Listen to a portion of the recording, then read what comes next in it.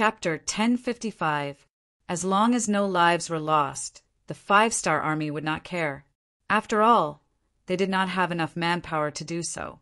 The 7th Army had over 8,000 men, and even with the 15,000 men of Vietnam General Hong Jin, they only had about 20,000 men. Facing the hundreds and thousands of Hans that were rushing over every day, they were not strong enough. General Hong, I've already received a telegram. The matter at Sien Luo City has been resolved. Currently, the 6th Young Master is leading 2 cavalry units north. We just need to stabilize the situation. Once the 6th Young Master arrives, everything will be fine. Tian Su looked at the number of people in the shelter and felt worried. However, he did not show it on his face. As a general, one of the most important things was to learn to be calm. No matter what the situation was, they would not panic. As an experienced veteran, Tian Su naturally understood this principle. When he heard that the 6th Young Master was leading his elite cavalry towards Lang Sun, the worried Hong Jin heaved a sigh of relief. That's good. How about this? I'll immediately arrange for the troops to send a group of people back. Otherwise, as the number of people in the shelter increases, there will be problems sooner or later. Arranging for the troops to send the people back would require them to pass through the Lang Sun rainforest. That meant that they would have to split up. Tian Su, who was already lacking in manpower, did not object.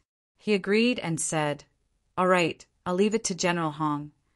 Just like that, the 5-star army, which was originally lacking in manpower, was split up by another 3,000 soldiers. As such, the total number of soldiers left in Langshan was only slightly over 20,000. However, there were still 50,000 civilians left in Langshan. Furthermore, more and more people were arriving every day. At this rate, the pressure would only increase. What was even more unexpected to Tian Su was that among the nearly 50,000 people, there were also 3,000 elite soldiers sent by King Guangdong, Zhu Huihua. They disguised themselves as ordinary people and scattered around.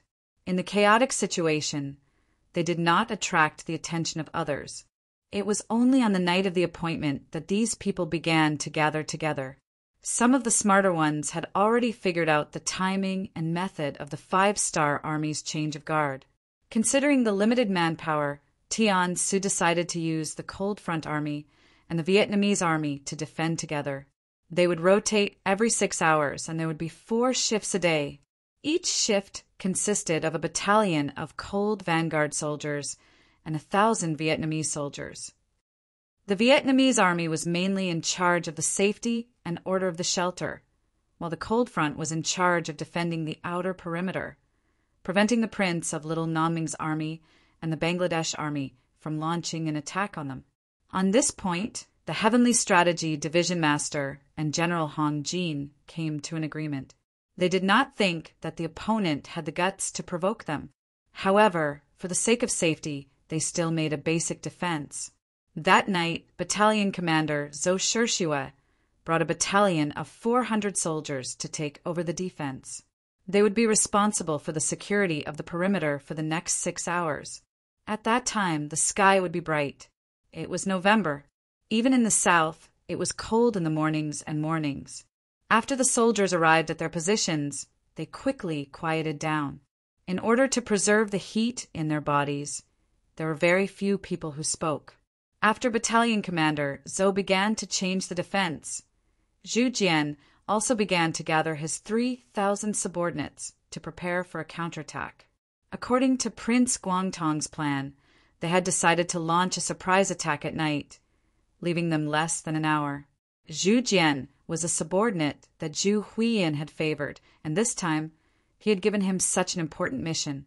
General Zhu also wanted to make use of this opportunity to showcase his skills. As he gathered his subordinates, he called for a few of the leaders and instructed them. "And while we will first deal with the 1,000 Vietnamese soldiers. Their strength is average and not hard to deal with. After that, we will set fire to the perimeter. After that, the 500 of you will join me to deal with the 5-star army. They have many firearms in their hands. Once we can get our hands on one, we will have done a great deed. The more we get, the greater the merit, understand? Please rest assured, General Zhu, we know what to do." A few of the leaders had a smug look on their faces before they laughed coldly as though their evil plan was about to succeed. Time passed by slowly, and there was only a quarter of an hour left before the agreed time to launch the attack. Zhu Jian then gestured for them to start moving, and the 3,000 elite soldiers immediately pulled out their weapons as they slowly made their way towards the 1,000 Vietnamese soldiers. How could the 1,000 Vietnamese soldiers know that something like this would happen? Some of them were still leaning against the trees, resting with their eyes closed. Suddenly, their mouths were covered by someone, and they felt a sharp pain in their necks. Their strength was quickly drained away, and their blood flowed out. This scene happened in many different places, and one by one, the unprepared Vietnamese soldiers were killed. In order to cover up the stench of blood and to prevent the 5-star army from coming to their aid, huge fires started to burn all over the shelter, and soon after, the sky was dyed red by the blazing flames. "Ha! Zhu Jian and the rest have already begun to move. Order the entire army to attack."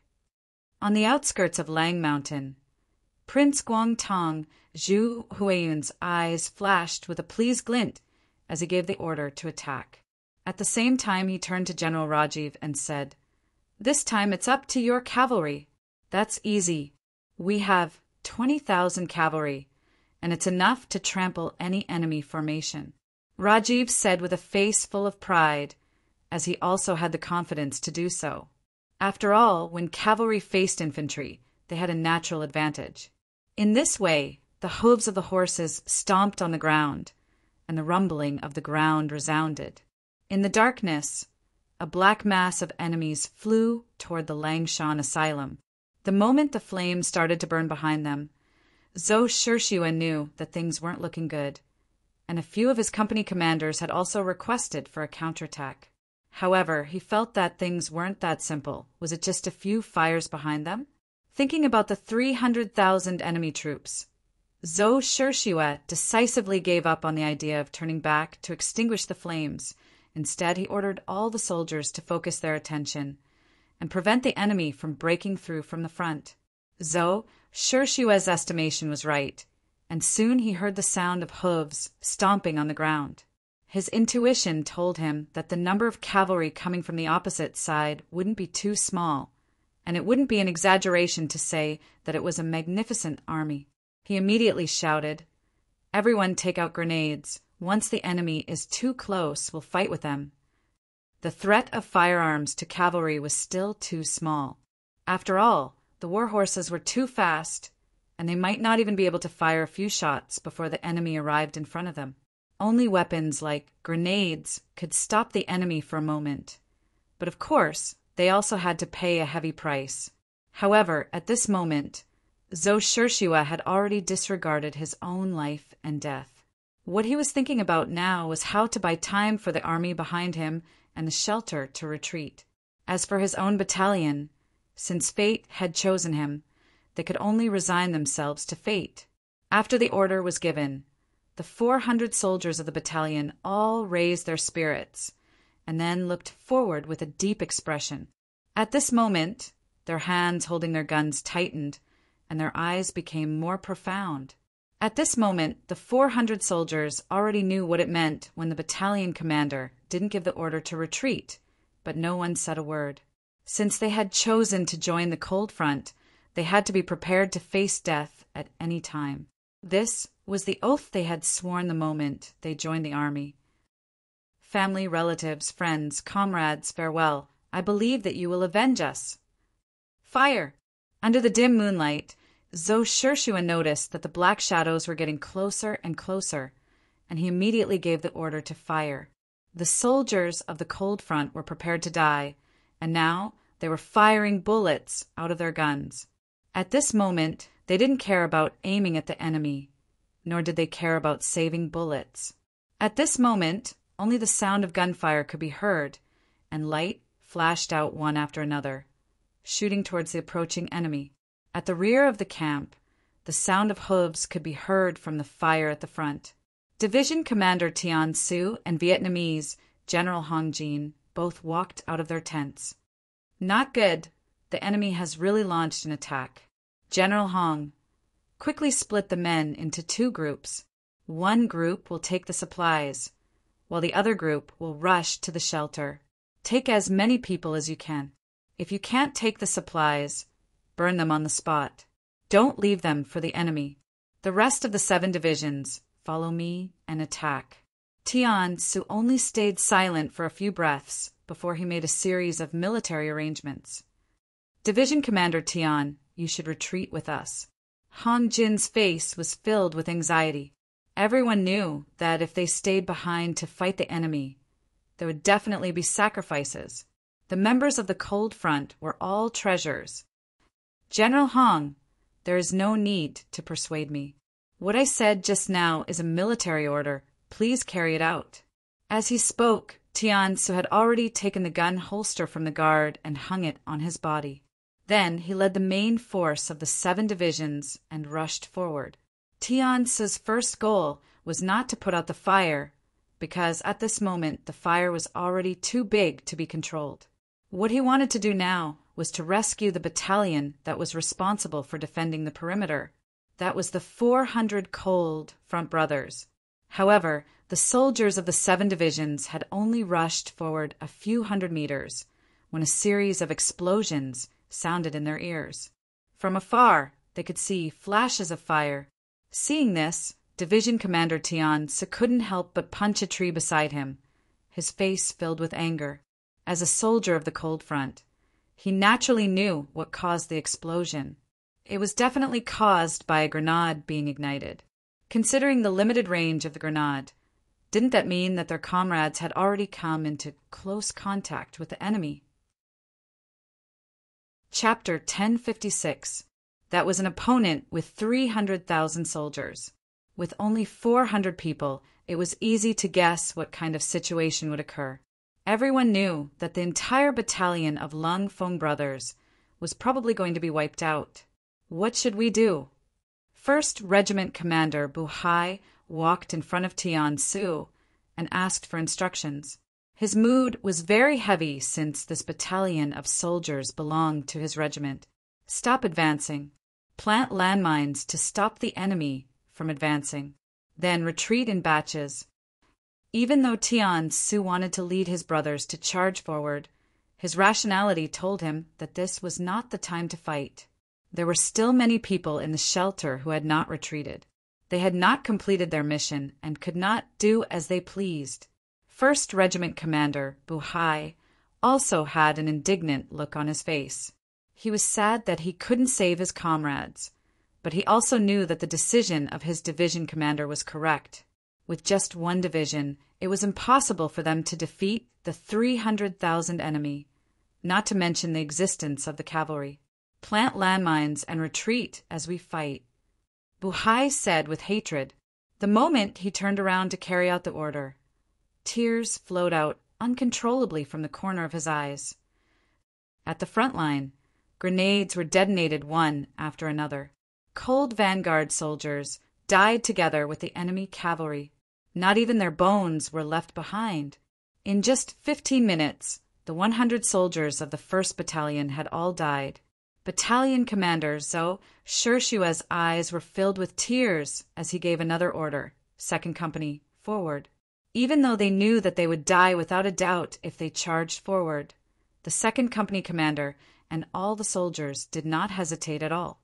After agreeing, they all ran out of the trench. If one looked closely, one could see that everyone was holding at least 2 grenades in their hands. It was clear that they were prepared to take the enemy down with them. Boom! Boom! Another explosion sounded. 2nd Company down. 3rd Company down. Very quickly, the 3rd Company was also gone. When only the 4th Company was left, Zhou Shishua also took out 2 grenades and held them in his arms. He also took out his Type 5 gun. He would rather die than let the gun fall into the hands of the enemy. The gun would be there if the person was alive, and the gun would be destroyed if the person was dead. This was the death rule that the Cold Vanguard soldiers had to abide by. Comrades, we won't die in vain. The sixth young master will definitely avenge us. Everyone, charge with me. Following Zhou Shishui's shout, hundreds of soldiers rushed out of the trenches in a scattered formation towards the incoming cavalry. Every one of them looked like they were ready to die, with smiles and satisfaction on their faces. Boom, boom, boom, boom, boom. The sounds of explosions were endless. This was a heroic song, a song composed by the soldiers of the Cold Vanguard. They used their actions and their lives to illustrate what it meant to fight to the last second, what it meant to die a worthy death, and what it meant to die a worthy death. Zhou Shishui's 1st Battalion of 400 soldiers had all died in exchange for the 5-star Army's time to retreat. Other than the rations that they brought with them, the rest were all burned. They didn't leave anything for the enemy. It was just that because they were in a rush, out of the 50,000 civilians, only 10,000 were brought away. It was just that once the war started, the situation was too chaotic. They didn't listen to orders and ran around randomly. There were even some who directly escaped to the barracks of the Little South Ming Army. The 5-star Army took the initiative to retreat into the Liangshan rainforest. Once they entered the forest, there were giant trees everywhere. If one were to enter the forest without any experience, he or she would be surrounded by danger. This kind of natural protective environment stopped the Little South Ming Army and the Bangladeshis from chasing after them. After the battle, they destroyed the 5-star Army's shelter and captured 40,000 civilians. Although they did not manage to snatch the rations, Zhu Huijin was still very satisfied with the harvest. That was the 5-star Army. It was said that they were very powerful, and no one dared to go against them. Now that they were chased away by him, didn't that mean that he was much more powerful than the 5-star Army? After the 5-star Army was chased away, the arrogant Zhu Huijin decided to go to the troop division. He wanted to eliminate the remaining troops of Shi Pingwang and completely eliminate the hidden dangers left here. Once the rear was stable, it would be time for him to go to the east and attack the Great South Ming Army. Yang Qindong received the news that the Little South Ming Army had attacked and the shelter was forced to retreat. When he heard this, he was not as anxious as before. The Little South Ming Army had 300,000 soldiers, and this was only one area. If the Little South Ming King's army was included, this number would probably double. However, he only had 2 cavalry divisions, and no matter how good he was at fighting, it would be difficult for him to win against so many enemies. Moreover, most of the enemies were Han Chinese, and unless it was absolutely necessary, he did not want to make an enemy out of the Han Chinese and cause internal strife. Inform the 100,000 foreign troops behind us and tell them to hurry up and meet up with us. Tell the cavalry brothers to stop and rest for 3 days. Take good care of the war horses and rest. After days of rushing, even Yang Qindong felt a bit tired, let alone the ordinary cavalry soldiers. 6 young master, our brothers from the 1st Cavalry Division, can hold on. Hearing that they were going to stop, Division Commander Tian, who did not know what was going on ahead, volunteered. With their level of training, it was just rushing for days. It was not a big deal. The division commander of the 1st Cavalry Division, Lu Jua, also wanted to take the opportunity to say that they could continue. However, Yang Qindong waved his hand and said, "I told you to rest, so rest. This is an order." With a simple sentence, the 2 division commanders stopped talking and started to carry out the order. The army stopped at the border between Laos and Yunnan province and started to rest. After Yang Qindong got off his horse, he took the letter that said that the Little South Ming Army was marching towards Cheli Division. After reading it, he threw it aside. Speaking of which, what did Shiping King's order have to do with him? He wanted more of these dog-eat-dog situations to happen. Yang Qindong did not care about Shiping King Mubin's life, but he cherished his own life. Not long after he settled down in Cheli Division, he received news that King Guangtong, Zhu Huihua, and the Bangladesh army were coming for him. He was so shocked that he almost fell off his chair. He quickly asked someone to call Wang Ji, the former Minister of War, and Muong over to discuss countermeasures. After a short meeting, the three of them agreed on the same thing, which was to retreat. At this moment, they only had 50,000 Mu clan soldiers in their hands. Among them, only 20,000 were true elites. No matter what, they would not be a match for 300,000 enemies. Even if they knew that they could not win, why fight? It was better to retreat and preserve their strength. We can't bring all 50,000. There are too many people. We can't supply enough food, Wang Ji said. Then we'll only bring 20,000 elites. Mu Bin was also very generous. He decided to leave 30,000 soldiers behind. Muong wanted to say something, but after thinking for a while, he decided not to. In his opinion, a good general would not abandon his soldiers at will. But now the situation was urgent. For their own safety, they had no choice but to make some painful decisions. Mu Bin did not announce the decision to leave 30,000 Mu soldiers behind. Instead, he said that he would take 20,000 elites to attack the enemy's flanks. When the time came, they would attack from two sides. Out of trust in kingshiping, the 30,000 Mu soldiers believed him and stayed in Cheli Division. However, when they were surrounded by a large number of soldiers and did not see King Shiping appear, they realized that they had been deceived. These people were also straightforward. Since they knew that they had been abandoned, they might as well just surrender. Like this, Zhu Huihua took down the 30,000 Mu army without shedding a drop of blood. He took down Cheli Division, and his strength increased greatly. As for the 20,000 elite Mu soldiers that Mu Bin brought with him, no one knew where they went.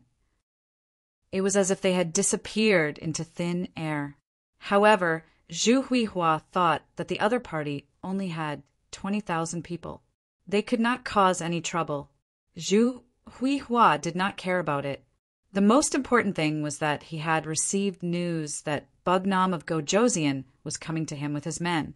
This attracted all his attention. Bugnam of Gojoseon Yang Qindong's debut was like a mystery from the beginning. Even if the 5-star army now had great power, it was still puzzling how he rose to such a scale. It was as if there was an additional force in the realm. In particular, ever since the establishment of the 5-star army, it had been successful in every endeavor. No opponent seemed to be able to stop their vanguard. This made his status even more legendary. Just based on this, Zhu Huihua wanted to have a battle with him. He wanted to see if the other party was really as powerful as the legend said. Zhu Huihua was still thinking that if he could defeat Bugnam of Gojoseon, his name would be spread all over the world.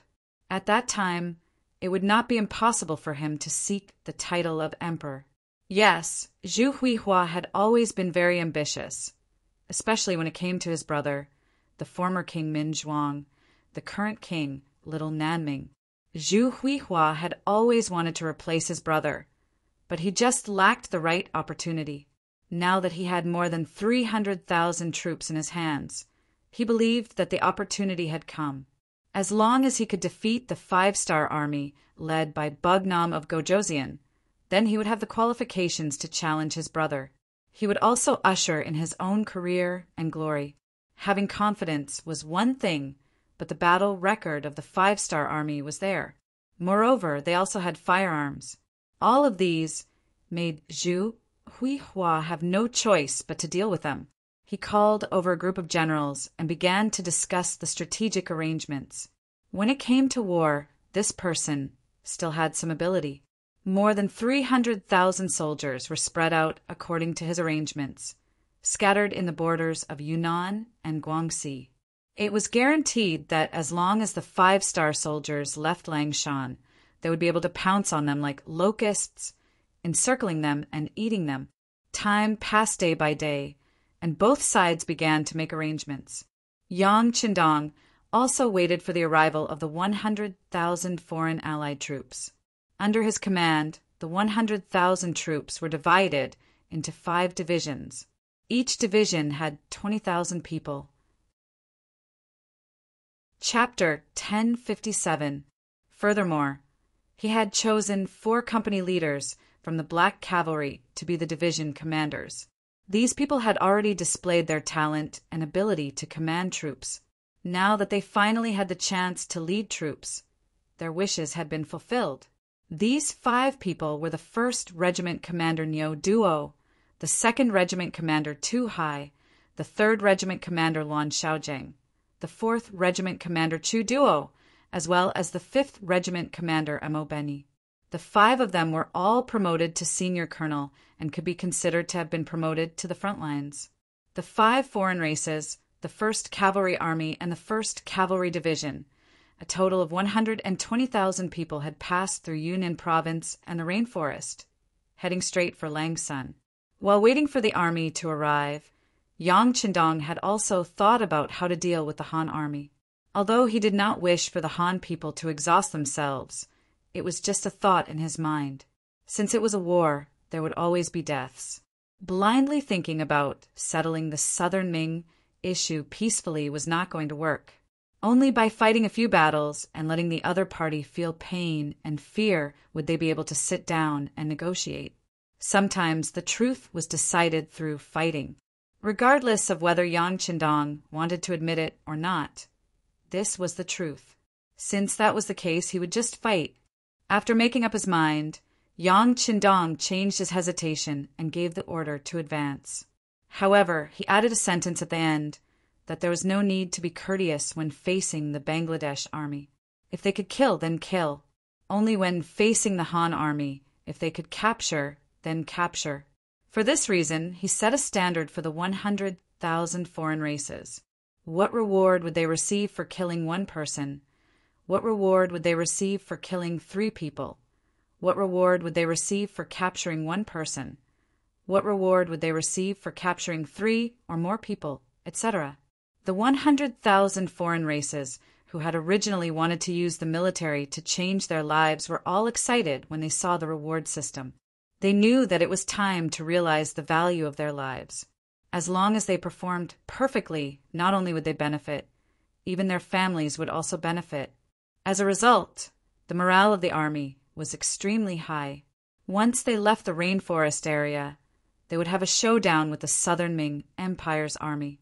In order to fight this battle well, long before Yang Qindong arrived, the 7th Army had already sent out all of their scouts. In addition, Chief of Intelligence Yang Qindong had also sent out a large number of department elites to the 2 provinces to investigate the enemy's situation. Thus, Zhu Huiqiu's military arrangements could be said to be extremely clear to Yang Qindong.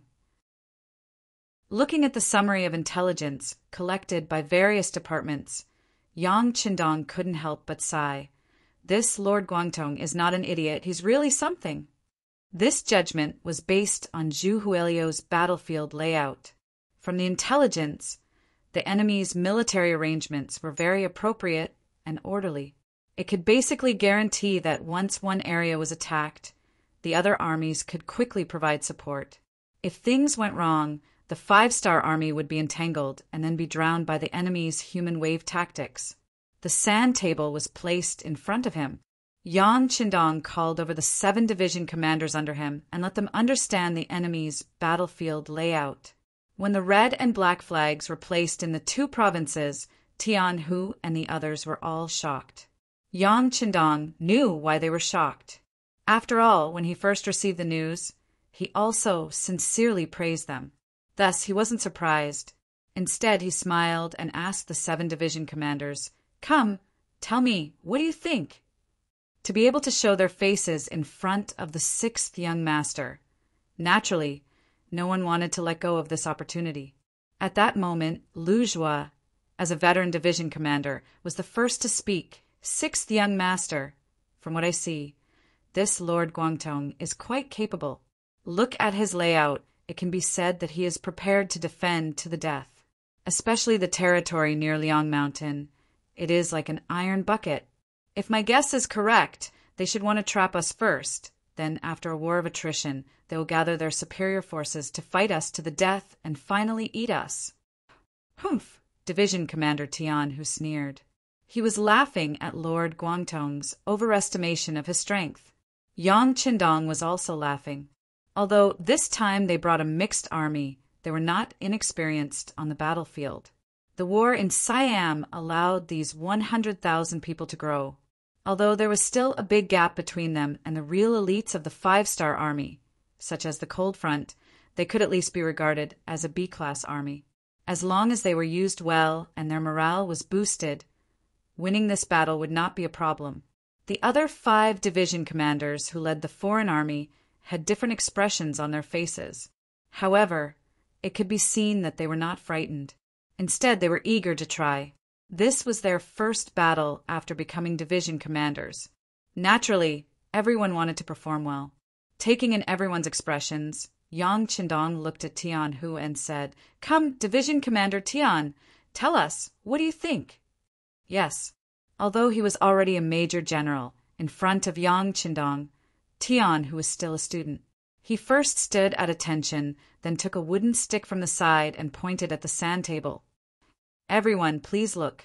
After leaving Liang Mountain, 200 miles to the west is Yongji City. To the north is Linchin, and to the west is Siming Prefecture. This is like a pocket. Once someone enters, it can be firmly blocked. This is also the problem we will encounter after leaving the mountain." "That's right." The other division commanders, including Yang Qindong, nodded gently. Obviously, everyone agreed with this statement. At the same time, everyone wanted to hear what Tian was going to say next. The problem was already in front of them. How to solve it was the most important thing. Yang Qindong also stared at Tian Hu. He already had a solution in his heart. He just didn't know if the two of them thought of the same thing. Under everyone's expectant gaze, Tian Hu opened his mouth. "Once we are surrounded by the enemy, it will be extremely difficult for us to eliminate them with the advantage of their military strength. If we fight with force, even if we can win, it will only be a lose-lose situation. Therefore, the only thing we can do is to break their arrangements. We can only rely on speed." When he heard the word speed, Yang Qindong's brows couldn't help but rise high. A satisfied expression appeared on his face. This result was exactly as he had expected.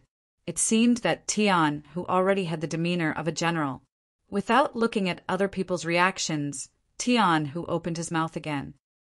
"In terms of military strength, we are inferior to the enemy. In terms of understanding the terrain, we are also inferior. Most of us are composed of foreign allied forces. We have just entered the southern Ming land, and there are many aspects that we need to adapt to. Just from this analysis, the situation is not good for us. But please don't forget that we still have 2 cavalry divisions, and one of them is the 1st Cavalry Division. This is our advantage, an advantage that the Southern Ming Army can't reach. As long as we fight with speed, we can disrupt the enemy's arrangements. As long as we don't let the enemy form an encirclement, we will have the opportunity to break them one by one. At that time, it will depend on whether everyone can grasp the opportunity." After finally expressing his opinion, Tian Hu returned to his original silent appearance, leaving the other division commanders there to discuss whether Tian Hu's plan was feasible. Yang Qindong saw everything in his eyes, but he didn't intend to interrupt. He just wanted to take the opportunity to see everyone's performance. After all, he wouldn't be able to stay with these division commanders in every battle. His ability to be independent was still being developed. After a short while, everyone stopped their discussion. Tu Hai, the commander of the 2nd Military Division, asked on behalf of the other commanders, "Commander Tian, we all know what you mean. But where do you plan to attack? First, by attacking the slow with speed." "Linchin."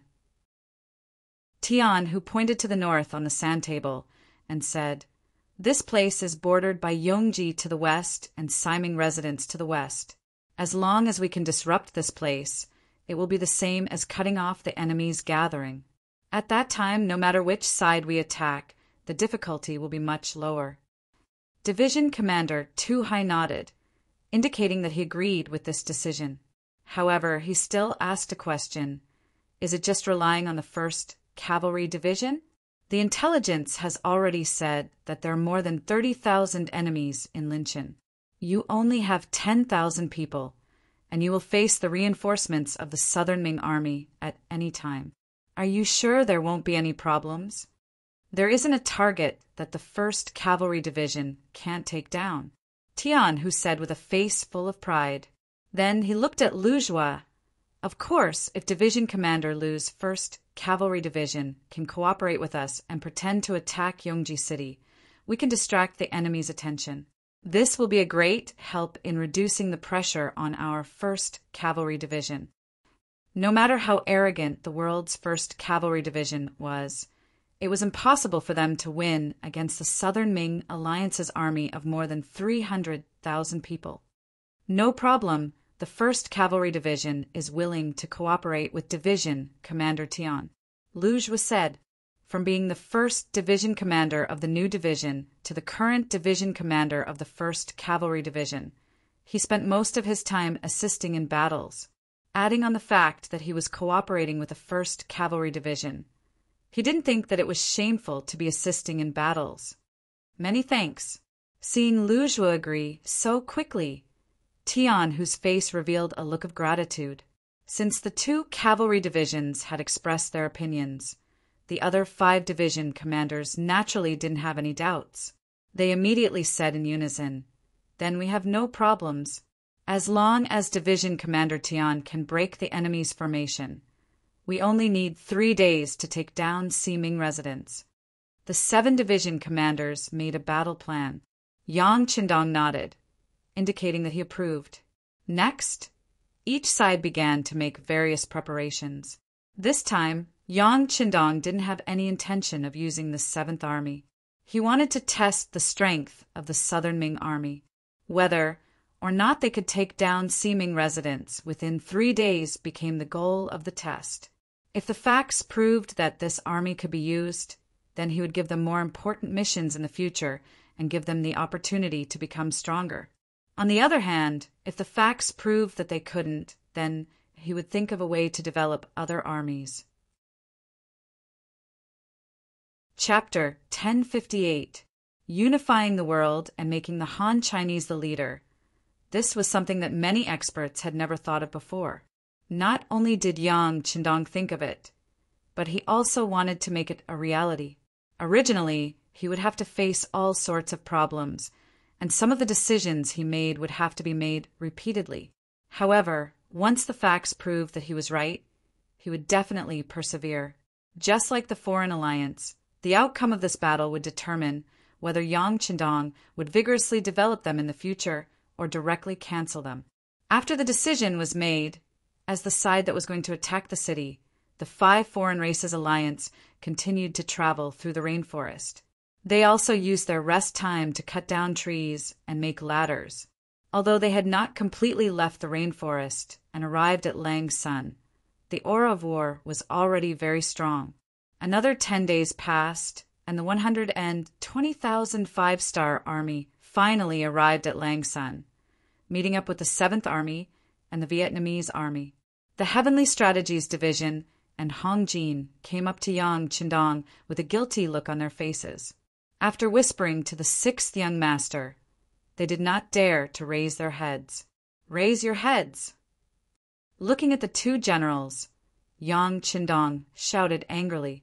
Being shouted at, the 2 of them had no choice but to raise their heads, and they saw Yang Qindong's angry expression.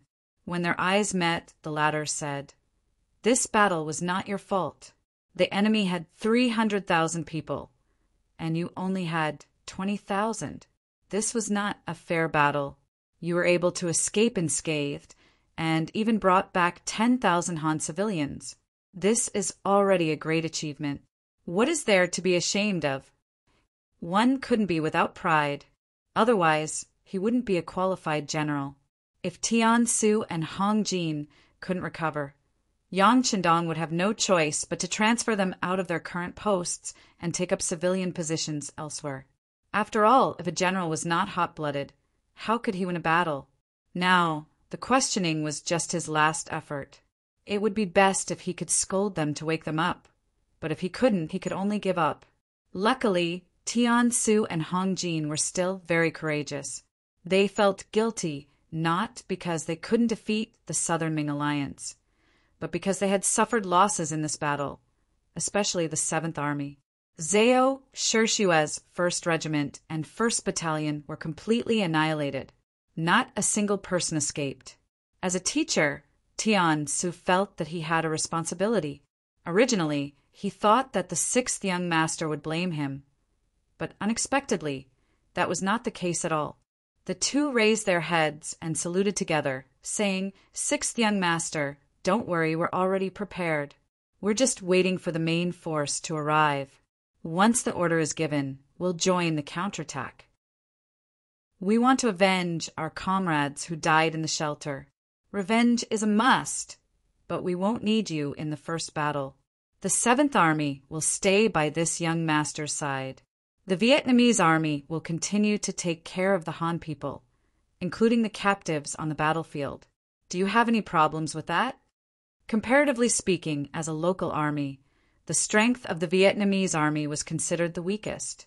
At most, they could be considered as a C-grade soldier. Even if there were many of them, their usefulness on the battlefield would be limited. Knowing that, it would be better to leave them at the rear and do some work within their capabilities. Since it was Yang Qindong's order, of course no one would object. The two generals thus agreed. After the two sides met up, they prepared to leave Langsun and attack the Little Nanming alliance. This time, Yang Qindong wanted to use reality to tell those who dared to spy on the 5-star army that they were not to be trifled with. They had already made their preparations. On the 3rd day after meeting up with the 7th Army and the Vietnamese army, the 1st Cavalry Division was the first to move out. They headed straight for Linchin in the northeast. Following that, the 5 outsiders also moved out. They had their eyes on Ming Prefecture in the east. The last to move out was Lu, which was 1st Cavalry Division. They went to Yongji City in the west to cooperate with Division Commander Tian Hu. They finally moved. Nanning Prefecture, the central city of Guangxi. Guangdong King Zhu Huitu was currently presiding over the situation.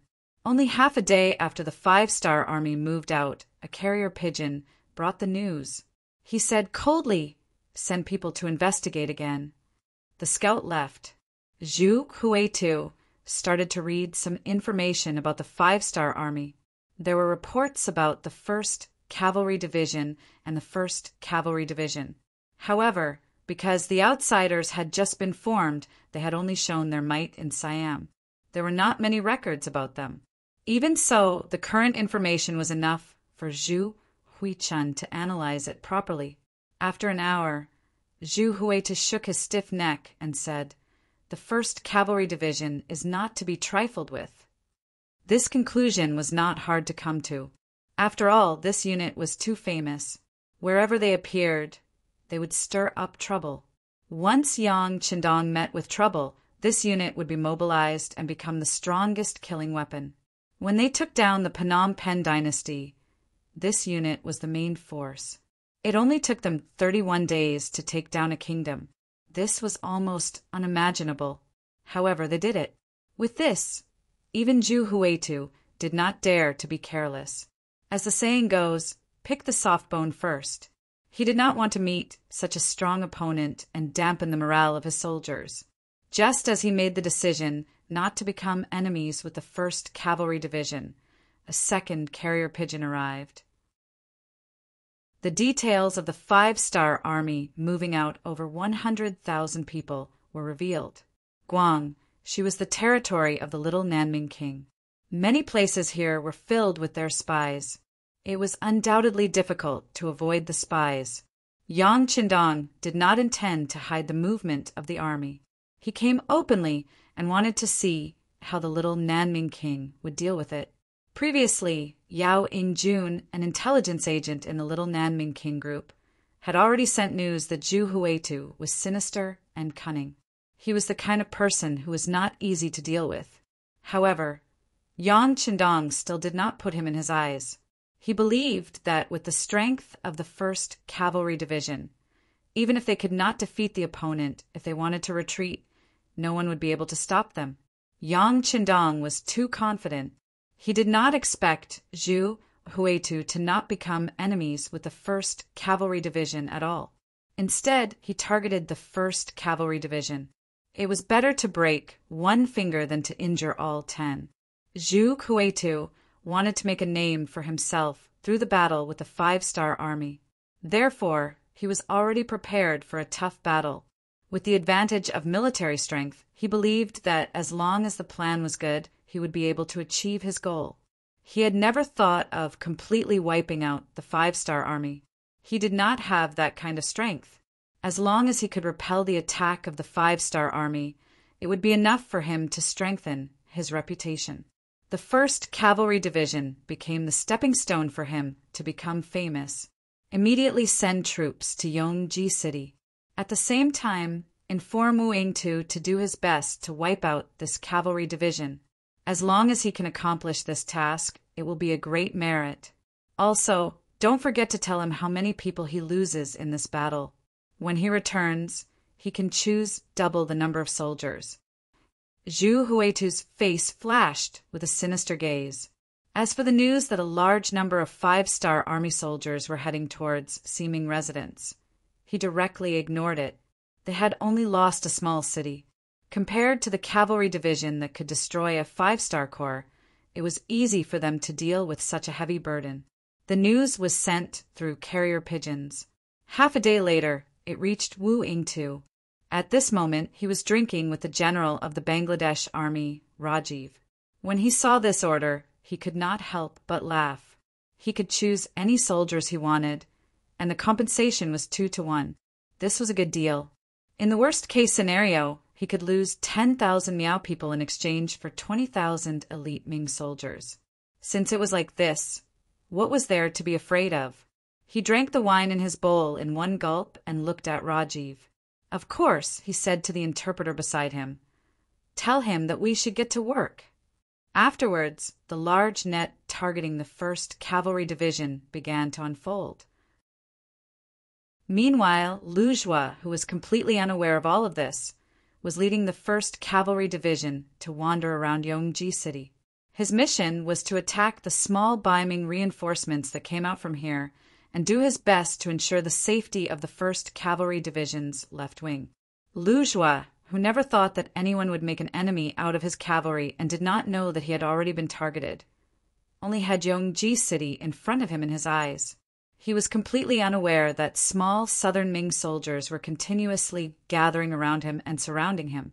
1 day passed, 2 days passed, and on the 4th day he still did not see any reinforcements coming out from Yongji City. Even if Lu Jua was a careless person, he still felt that something was not right. Logically speaking, Division Commander Tian, who should have already started attacking the surrounding areas, due to the limitations of the cavalry, the level of the siege was average. However, sweeping through the villages and important roads around the city should not be a problem. Why did Yongji City not have any intention of sending reinforcements? Reporting Division Commander, the scouts have reported that small southern Ming soldiers have been discovered behind us. Reporting Division Commander, the scouts have reported that an unknown number of enemies have been discovered on our right. Reporting our left, the reports entered Lu Jua's ears one after another. At this moment, his expression was constantly changing. He finally understood why there had been no movement for 4 days in a row. It seemed that someone had set their sights on him. However, this was a cavalry division, and they were also cavalry warriors who had experienced hundreds of battles on the grasslands. Did they really think that they could take them down in one go? Immediately send a report to the 6th young master and report the situation here. At this moment, Lu Jua's eyes did not show any fear. On the contrary, there was a bit of excitement. For a long time, he had wanted to lead an army and fight the enemy alone to prove his ability. Chapter 1059. Now, the opportunity had finally appeared. Order the 1st Regiment to be in the north, the 2nd Regiment to be in the east, the 3rd Regiment to be in the west, and the 4th Regiment to be in the back. Form an effective defense mechanism and wait for my orders. Get ready to attack, Lu Jua shouted excitedly. He couldn't wait to kill. To be honest, When he found out that the little Nanming army wanted to surround him, he was somewhat angry. They were clearly looking down on him. Since that was the case, he naturally wanted to show them how powerful he was and let them know that the 1st Cavalry Division was not so easy to bully. At the same time, the telegram was sent to Yang Qindong in the Langshan Plains shelter. At this moment, it wasn't just the 1st Cavalry Division that sent the telegram. The 1st Cavalry Division and the Alien Alliance Army also sent the telegram. The 100,000 troops of the Alien Alliance Army had already begun to attack the Siming residents. Everything was going very smoothly. They didn't encounter any enemy reinforcements. With 100,000 people attacking a city with only 20,000 soldiers, there were no variables. The only thing they lacked now was time. However, the contents of the telegram from the 1st Cavalry Division were a bit strange. According to Tian Hu, when they arrived outside Linchin, the little Nanming army had already retreated into the city. Then they swept through the periphery. Other than some civilians who stayed here, they didn't encounter any other army. It felt like they had punched cotton. It was a bit uncomfortable. Tian Hu felt that something was wrong, so he sent a telegram to ask what to do next. After all, it was a pity that a sharp weapon released couldn't kill the enemy.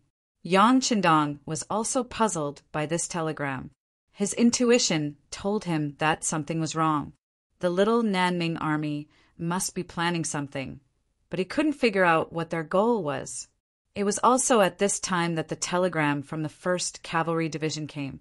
When they learned that there were enemies there and their numbers were unknown, Yang Qindong suddenly sobered up and said, "Not good. The enemy is going to attack the 1st Cavalry Division. Young master, let's go rescue them." Beta Persei had long been itching for a fight. When he heard that there was finally a battle to fight, he volunteered. "I'm afraid it's too late." Yang Qindong didn't immediately agree. Instead, he came to the sand table and looked at the distance between them before shaking his head. There were only 1,000 Black Knights by his side. The rest were the main forces of the 7th Army. However, they did not have the help of war horses, so they could not move too fast.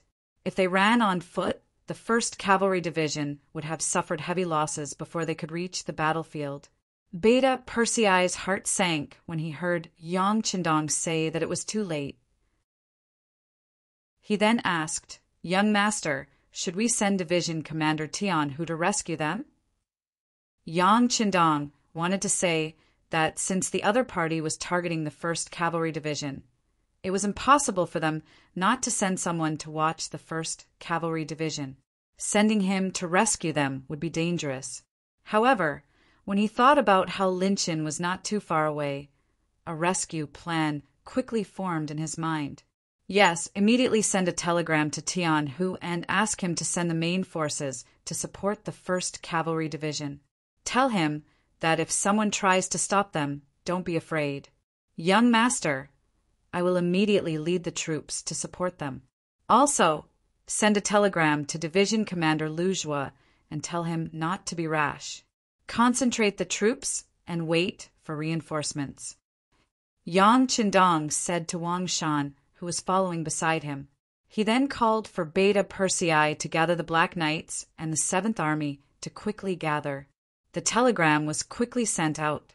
Tian Hu, who received the order, did not dare to delay. He immediately ordered the 2nd Regiment Commander Lu Duo, the 3rd Regiment Commander Hu Bo and the 4th Regiment Commander Bai Shuang to lead their troops to Yongji City.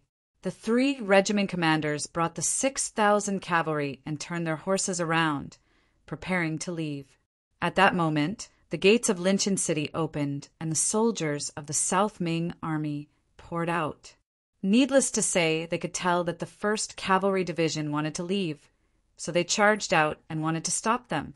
"Division Commander, what should we do?" The 2nd Regiment Commander Lu Duo saw that the enemy had actually taken the initiative to leave the city. He was hesitant as to whether or not he should carry out his previous orders. "Don't worry so much. Just follow the orders." Tian, who narrowed his eyes and looked at the South Ming army that had appeared, revealing traces of killing intent. From the reports, he knew that the enemy only had 20,000 soldiers. The 4,000 cavalry that he had left behind were enough to deal with them. Moreover, the sixth young master had already said that he would bring reinforcements. What was there to be afraid of? Knowing that their division commander had made up his mind, the 3 regiment commanders looked at each other and raised the horsewhips in their hands. They brought their cavalry and left the battlefield, heading towards Yongji City. Everyone listened to my orders. Check the bows and swords. Tian, who licked his lips, even though he only had 4,000 cavalry, he was still very confident. As long as the South Ming army dared to charge over, he wouldn't mind teaching them a lesson. Back to Lu Zhu's troops. The 4 regiments under him had already prepared to defend all 4 sides, and were even prepared to attack at any moment. Yang Qindong's telegram had arrived. After reading the contents, although he was still a bit angry and thought that the 6th young master didn't believe in the strength of the 1st Cavalry Division, he couldn't go against military orders.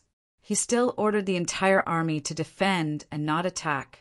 Reality quickly told him that listening to Yang Qindong's orders was the right thing to do.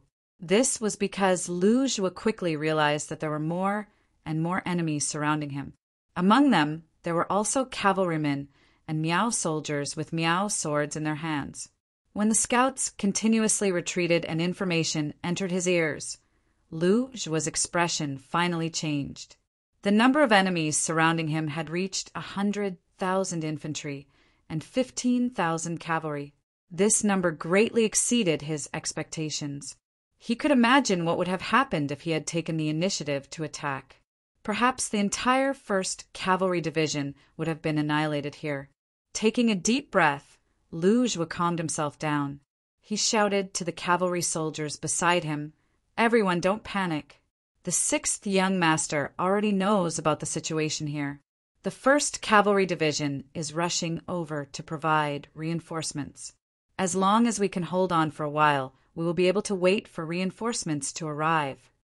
When the name of the 6th young master was mentioned, it greatly boosted the morale of the entire division. In the eyes of the soldiers, Yang Qindong had already become an omnipotent existence. Since he already knew about the situation here, as long as they could hold on, they would definitely be able to find a chance to survive. Taking out their bows and arrows and hanging their swords by the side of their horses, the 8,400 cavalry soldiers looked at the enemies coming from all directions with bright eyes. Everyone's eyes revealed the determination to fight to the end. Wu Yingtu and Rajiv, who surrounded them, had a slightly regretful expression on their faces. They were somewhat disappointed that the enemy did not take the initiative to attack. But what could they do? With their military strength that was more than 10 times that of the enemy, they were still confident that they could destroy the enemy. Fearing that undue delay would lead to more trouble, Wu Yingtu and Rajiv, who did not want to wait any longer, gave out orders at the same time. The army of more than 100,000 slowly advanced, constantly shrinking the encirclement. It seemed like they wanted to surround the 1st Cavalry Division and annihilate them here. In the face of absolute strength, any promises and tricks were futile. Neither side came up with such a plan. An hour later, when the distance between the 2 sides was less than 1 li, battle cries sounded from all directions. The infantry of the Southern Ming army took the initiative to attack. Take turns to fire arrows. Try to preserve your strength and kill as many enemies as possible. Lu Zhu displayed the characteristics of an excellent general. In the face of a grim situation, not only was he not afraid, he was also very calm. Under his orders, wave after wave of arrows were shot out, landing in the midst of the charging enemy camp. Cries of pain and agony continuously sounded out. Less than 1 li away, the cavalry forcefully fired 5 waves of arrows. After killing about 1,000 enemies, the cavalry of the 1st Cavalry Division began to move. Their war horses galloped and collided with the charging soldiers of the Southern Ming army. The smell of blood filled the air, giving off an unpleasant smell. This was destined to be a battle that could not be won. There were people everywhere, and under the impenetrable blockade, the cavalry's range of movement was constantly shrinking. Unable to use their strengths, the cavalry's advantage was greatly reduced, and the 1st Cavalry Division began to suffer casualties. Fortunately, the morale of the soldiers of the Southern Ming Army wasn't that high. When they charged forward with their advantage in numbers and thought that they could drown the 1st Cavalry Division, they were met with a strong counterattack, especially when the soldiers at the front were either killed by arrows or chopped into two by sharp sabers. When this terrifying scene appeared, the soldiers of the Southern Ming Army retreated and their morale began to waver. Using this chance, the 1st Cavalry Division took a breather and once again shot out arrows, increasing their victory. Under Linchin City, 50,000 Southern Ming Army soldiers charged out from all directions. Contrary to his expectations, there were only 20,000 enemies. Unknowingly, 30,000 more had appeared. 4,000 against 50,000, a difference of more than 10 times, causing the pressure on the 1st Cavalry Division to increase. However, facing all of this, Division Commander Tian was not moved. In his eyes, enemies were meant to be killed. There was no difference between one enemy and 10 enemies. The war horses galloped and did not retreat. Tian, who was the tip of the arrow, leading dozens of cavalry to charge at the Southern Ming Army. At the same time, there were hundreds of other arrow formations. As the two sides clashed, corpses were strewn all over. This was the first time that the Southern Ming Army had seen the arrow formations. The moment they came into contact with them, they were stunned. When the formations broke through the momentum of the Southern Ming Army's charge and disrupted their formation, the enemy had no choice but to switch from offense to defense. Even so, they still suffered heavy casualties. If it weren't for the fact that they had the advantage in numbers, they might have already collapsed. Cavalry still had a lot of advantages over infantry, for example, in terms of speed, strength, and mobility. In addition, every soldier of the 1st Cavalry Division had been carefully selected. They were all experienced veterans who had gone through countless bloody battles. When they cooperated with each other and attacked with unparalleled speed and decisiveness, even more enemy corpses were left on the battlefield. Chapter 1060. In front of Yongji City, the bloody battle continued.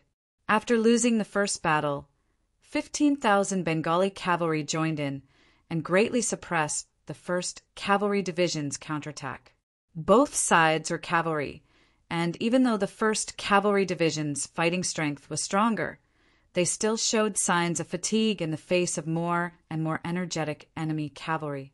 The 1st Cavalry Division's casualties began to increase. At the start, there were only a few dozen casualties, but now there were hundreds. This number was still increasing. After 8 hours of bloody battle, the sky had completely darkened. Thanks to the weather, the Southern Ming Army stopped attacking and only surrounded them. Using this opportunity, Lu Zhuo ordered the soldiers to rest and reorganize. Then, countless soldiers jumped down from their horses with tired faces. It was also at this time that Lu Zhuo, as the division commander, noticed that around 2,000 soldiers had died in battle, and 500 were seriously injured. The other soldiers were also injured. After knowing that more than a quarter of the soldiers had died, Lu Zhuo's face became terrifyingly gloomy. He called over the telegraphist beside him and told him to report this situation to the 6th Young Master. At the same time, he added that he and the 1st Cavalry Division were prepared to fight to the last man. When Yang Qindong received this news, he was on the way to Linchin City with the Black Cavalry and the 7th Army. After reading the telegram, he put it aside. At this moment, he didn't know what to say. All he could do was silently rush. At the same time, he had a clearer understanding of King Guangdong. He also admitted that compared to other great Ming generals, this person knew more about the art of war.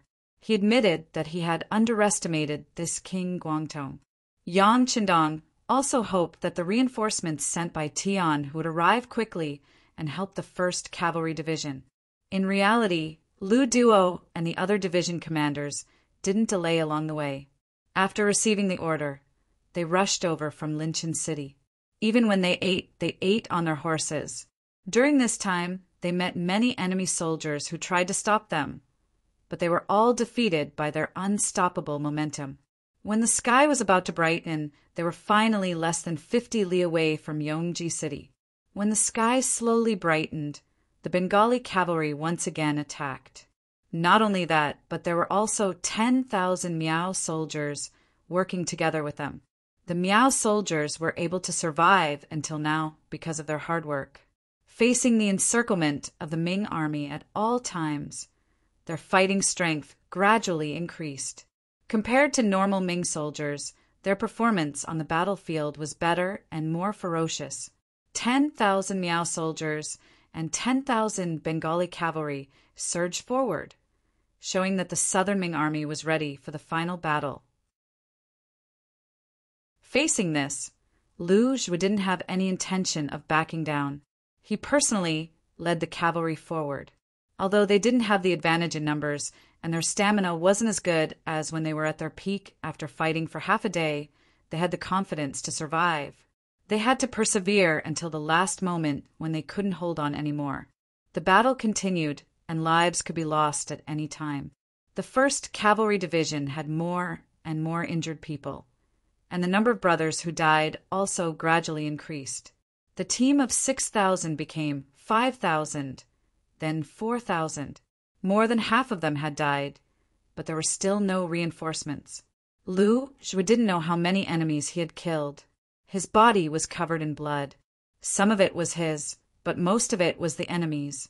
Another half an hour passed, and the number of casualties around him had exceeded 1,000. He knew that if this continued, the remaining 3,000 people would all be sacrificed here in less than an hour. Could it be that there was really no hope? Just as this thought appeared in Lu Zhi's mind, a commotion came from the encirclement behind him.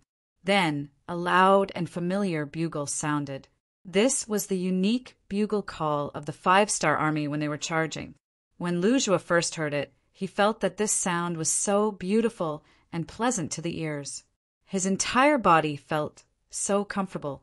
When he turned around, he saw the infantrymen of the little South Ming army retreating to the sides like a tide. In the middle, a large number of cavalrymen were rushing in. It's the comrades of the 1st Cavalry Division. Our reinforcements are here.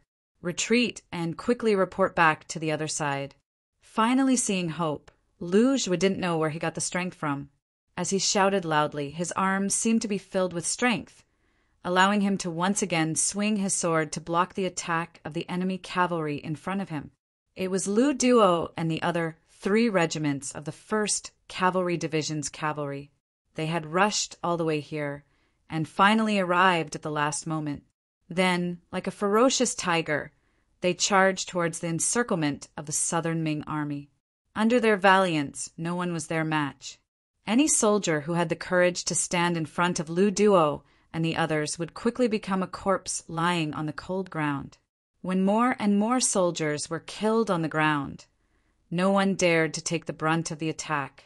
A large path was opened, and the 1st Cavalry Division and the 1st Cavalry Division finally met up. Commander Lu, leave this to us. You take the brothers and retreat. The moment Lu Duo arrived, he took over the front line of defense of the 1st Cavalry Division. He led the 2nd Regiment to block the attack. The 3rd Regiment commander, Hubo, was in the middle, and the 4th Regiment commander by Shuang was at the back. They protected Lu Zhi and the 3,000 injured cavalry as they retreated. The moment Lu Duo arrived, he quickly taught the opposing Bengali cavalry how to behave.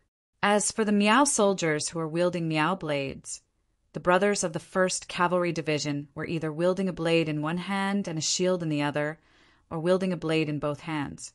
Only then did they understand why the enemy was called the 1st Cavalry Division, and how wrong it was to think that the 1st Cavalry Division was already very powerful. If you compare yourself to others, you'll die. If you compare goods, you'll throw them away. When Lu Duo's 2nd Regiment appeared, although there were only 2,000 people. They gave off the feeling that they were an army with thousands of men and horses. The first to suffer heavy losses were the Bengali cavalry. Because they were cavalry, they were used to being high and mighty. Normally, they would look down on the infantrymen. In their eyes, they were the strongest. However, just a day ago, 1st Cavalry Division taught them what to do. Let them know what kind of disastrous price they would pay if they underestimated their opponent. They taught them that even though they were both cavalry, the difference in strength was like heaven and earth. They originally thought that the cavalry of the 1st Cavalry Division was already very strong. After all, to be able to hold on for so long under the attack of so many infantrymen and twice the number of cavalry was already very difficult. Seeing that the 1st Cavalry Division was about to be finished, their morale was about to collapse. If that was the case, they would only need one more charge to completely wipe out the enemy. However, another cavalry appeared, and the enemy's 2,000 cavalry dared to charge head-on. Looking at the close to 10,000 Miao soldiers and the countless southern Ming soldiers around them, the Bengali cavalry laughed. They laughed. There were still people in this world who didn't know death. Did they really think that they were made of iron? A mere 2,000 people dared to attack an army of tens of thousands. Of course, they couldn't be spoiled. They immediately pulled out their horses and charged forward, holding their swords. They wanted to teach these new 5-star army cavalry how to write the word death. Then they indeed knew what the word death was.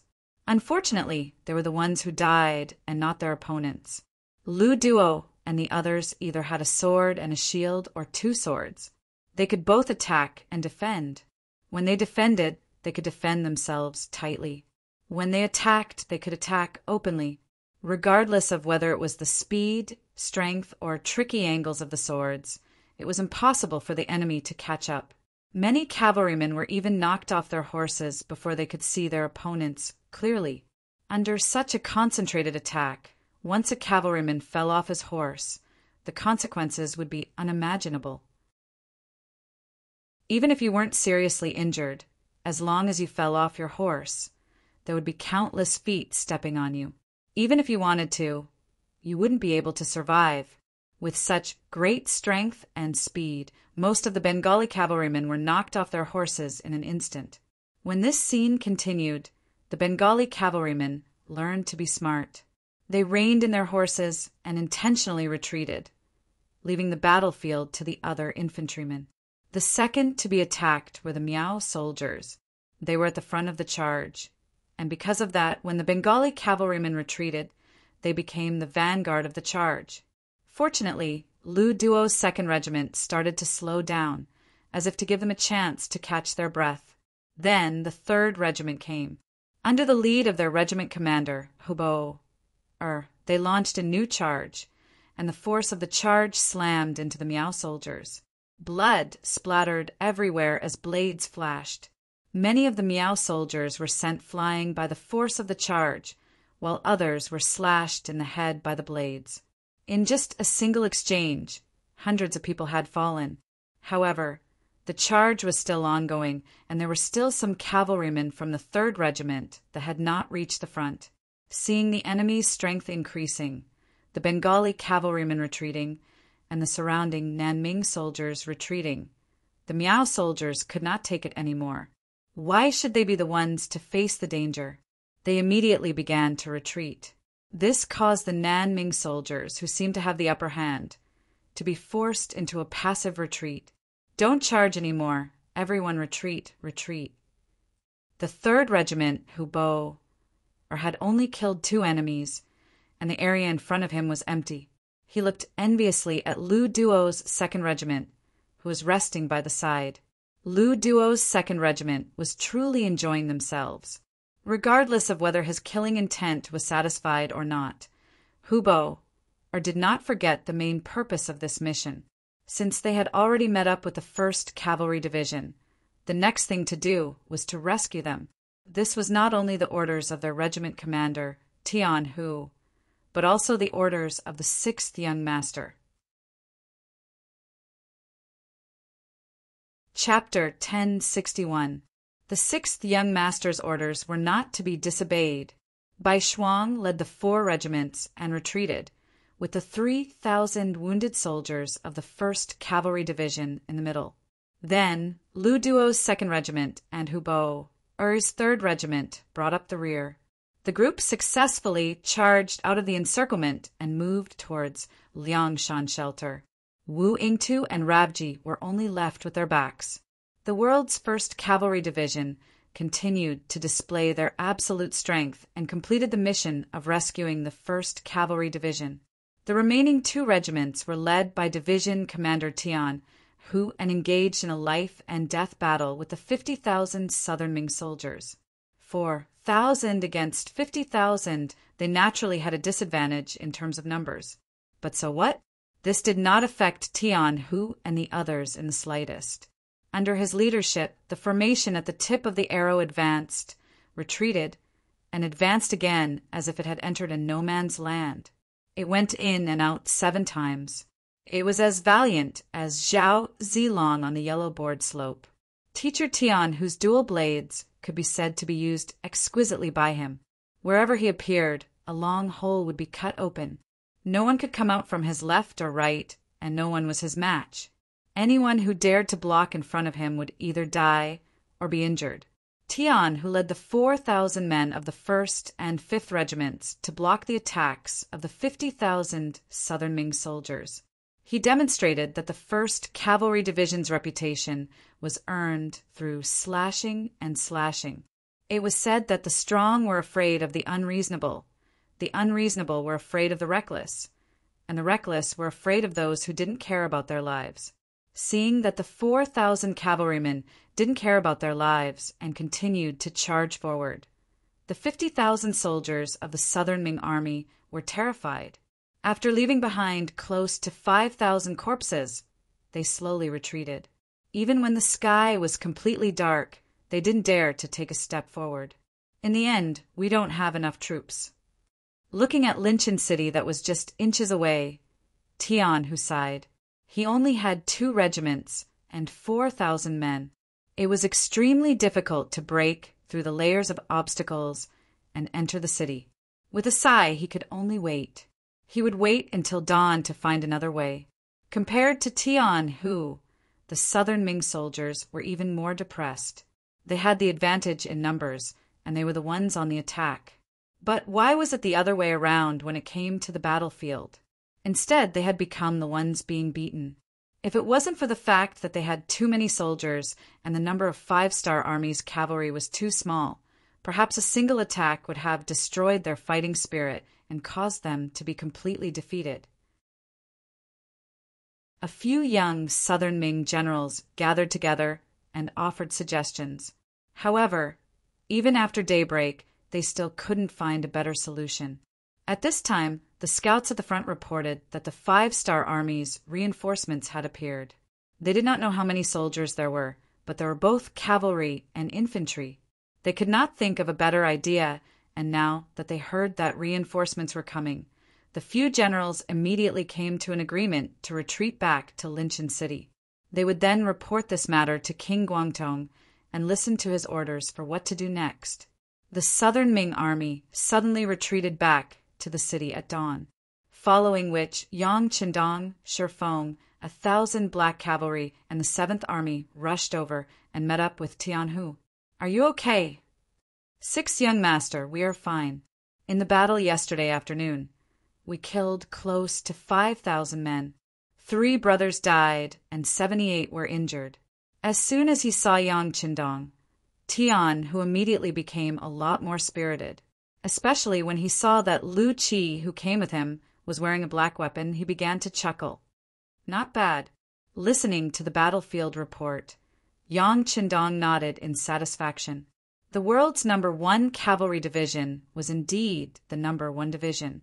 Even with 4,000 against 50,000, they were able to make the enemy not dare to move recklessly. Just based on this momentum alone, they were invincible. Of course, Yang Qindong also saw the light in Tian Hu's eyes. He smiled and patted his shoulder. "Give the 7th Army an hour to rest and then prepare to attack." "Okay."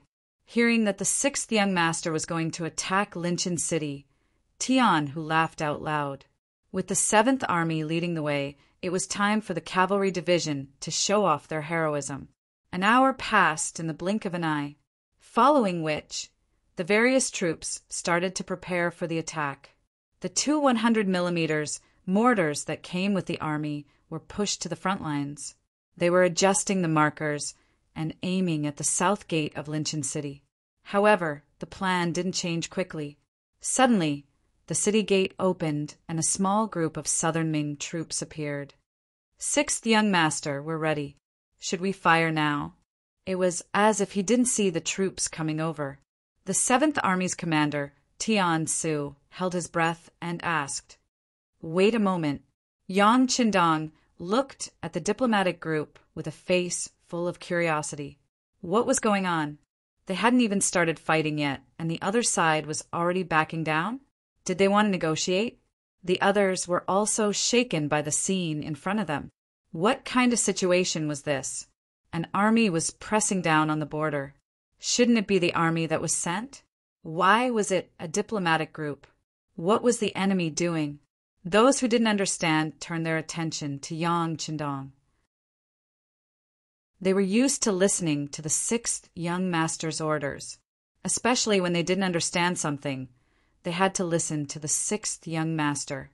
This was because countless facts had proven that this person wouldn't make a wrong decision. However, this time, Yang Qindong was indeed confused by the situation in front of him. However, he didn't show any surprise or hesitation on the surface. Instead, he seemed to be sizing up the troops coming out of the city. In reality, he was observing and trying to figure out the other party's intentions. Without any orders, the cannons didn't fire, and the troops smoothly arrived at the front lines. When the two sides were less than 300 meters apart, they stopped. Then a middle-aged man wearing a long robe walked out of the diplomatic group. The moment he appeared, Beta Persei's eyes widened. "Young master, we seem to have seen this person before." Nonsense. Of course they had seen him before. The person who came was Chun Tian, the most eloquent person in the Little South Ming dynasty. Yang Qindong had met him once before. That was when they were dealing with the heavenly resident Stockade's Miao Jinlong, and he played the role of a lobbyist. However, he didn't expect to appear again. Could it be that they were really here for peace talks? Yang Qindong couldn't understand. The current situation was clearly in the Little South Ming dynasty's favor. Moreover, the fate of the surrounded 1st Cavalry Division was still unknown. Even if they wanted peace talks, he should be the one to suggest it. The other party had actually appeared. What was the meaning of this? Qin Tian didn't let Yang Qindong wait for long. Soon, he led a group of people to Yang Qindong, who was in the middle of the battle formation. Then he cupped his fists and bowed. In a very familiar manner, he said, "Bugnam of Gojoseon, it's been a few years since we last met in Gaozhou. You're still as elegant as ever." Unable to understand what the other party was thinking, Yang Qindong maintained a polite smile. "Mr. Qin, you've come from afar. It must be a pleasure to meet you. Come, please."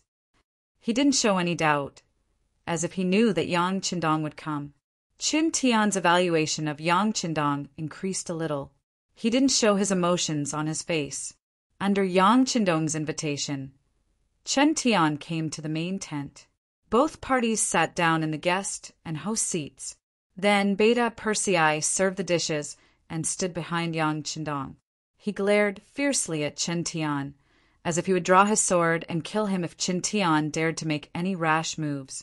Usually, people who were eloquent and good at talking were not timid. Otherwise, if they were so scared that they couldn't speak when they saw their opponent, it would be a big mistake. For this reason, no matter how Beta Persei looked at him, Chen Tian remained calm and composed. He slowly tasted his tea and didn't forget to nod gently, as if he was praising the taste of the tea. Yang Qindong also slowly tasted his tea. He was not in a hurry to ask the other party's purpose for coming. He believed that since Chen Tian had come, he would definitely have something to say. Yang Qindong just waited silently. Sure enough, after a quarter of an hour, Qin Tian, who had drunk 2 cups of tea in a row, put down his teacup and looked at Yang Qindong. He seemed to be interested and asked, Bugnam of Gojoseon, what do you think of the current situation? Was he showing off or testing him? Yang Qindong knew that King Guangtong's sudden choice to target the 1st Cavalry Division was indeed beyond everyone's expectations. It also broke the pre-war plan he had set before the war, so he had no choice but to take action personally. What? After taking a small advantage, you want to show off in front of me? Although he felt a bit ashamed, Yang Qindong said without changing his expression, very good.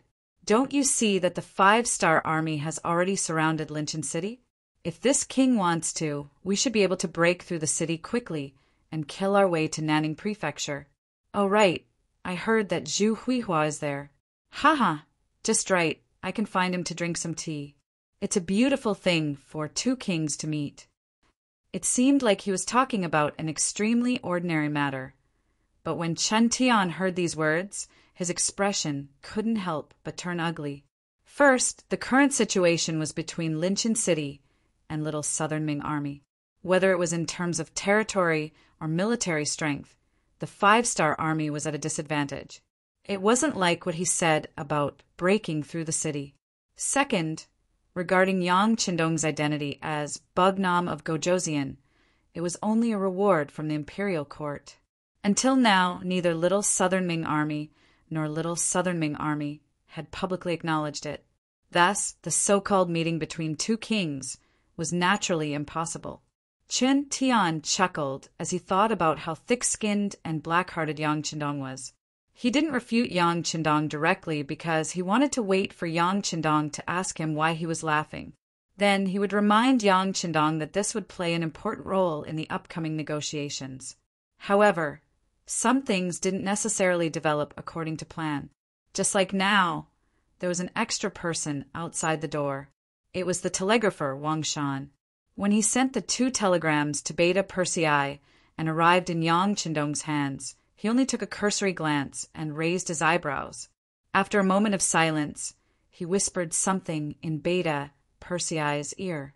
Then, Beta Persei nodded and left. Only Yang Qindong and Qin Tian were left in the main tent. At this moment, Yang Qindong didn't speak, nor did he ask him what he was laughing about.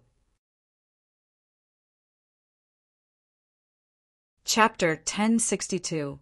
Qin Tian did not go according to plan. He was still thinking of how to change the topic so that Yang Qindong could see the situation clearly and listen to his analysis of the pros and cons. Only then would he be able to come up with a suggestion. Just as he was thinking of how to say it without losing his status and making Yang Qindong grateful, the sound of cannons suddenly rang out outside the tent. It shocked Qin Tian, who was not prepared at all, so much so that he threw the teacup in his hand to the ground. Qin Tian was indeed a courageous person to dare to appear in the 5-star army's camp at this moment. However, this did not prove that he was not afraid of death. Especially when the cannons suddenly rang out, it was completely out of his expectations. This kind of shock made him reveal his cowardly nature. Yang Qindong saw Qin Tian's actions, but did not make any comments because he knew that this was just the beginning.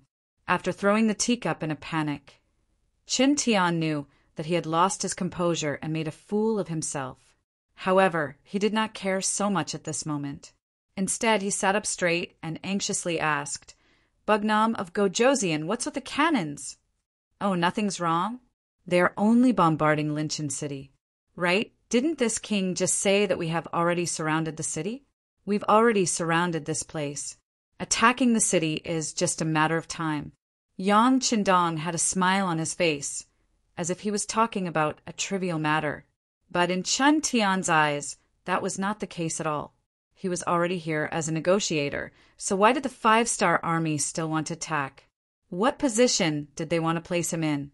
Also, Linchin City was one of the bargaining chips in the upcoming negotiations. If it was attacked now, wouldn't that mean that there was one less condition? As a negotiator, he definitely could not let such a thing happen.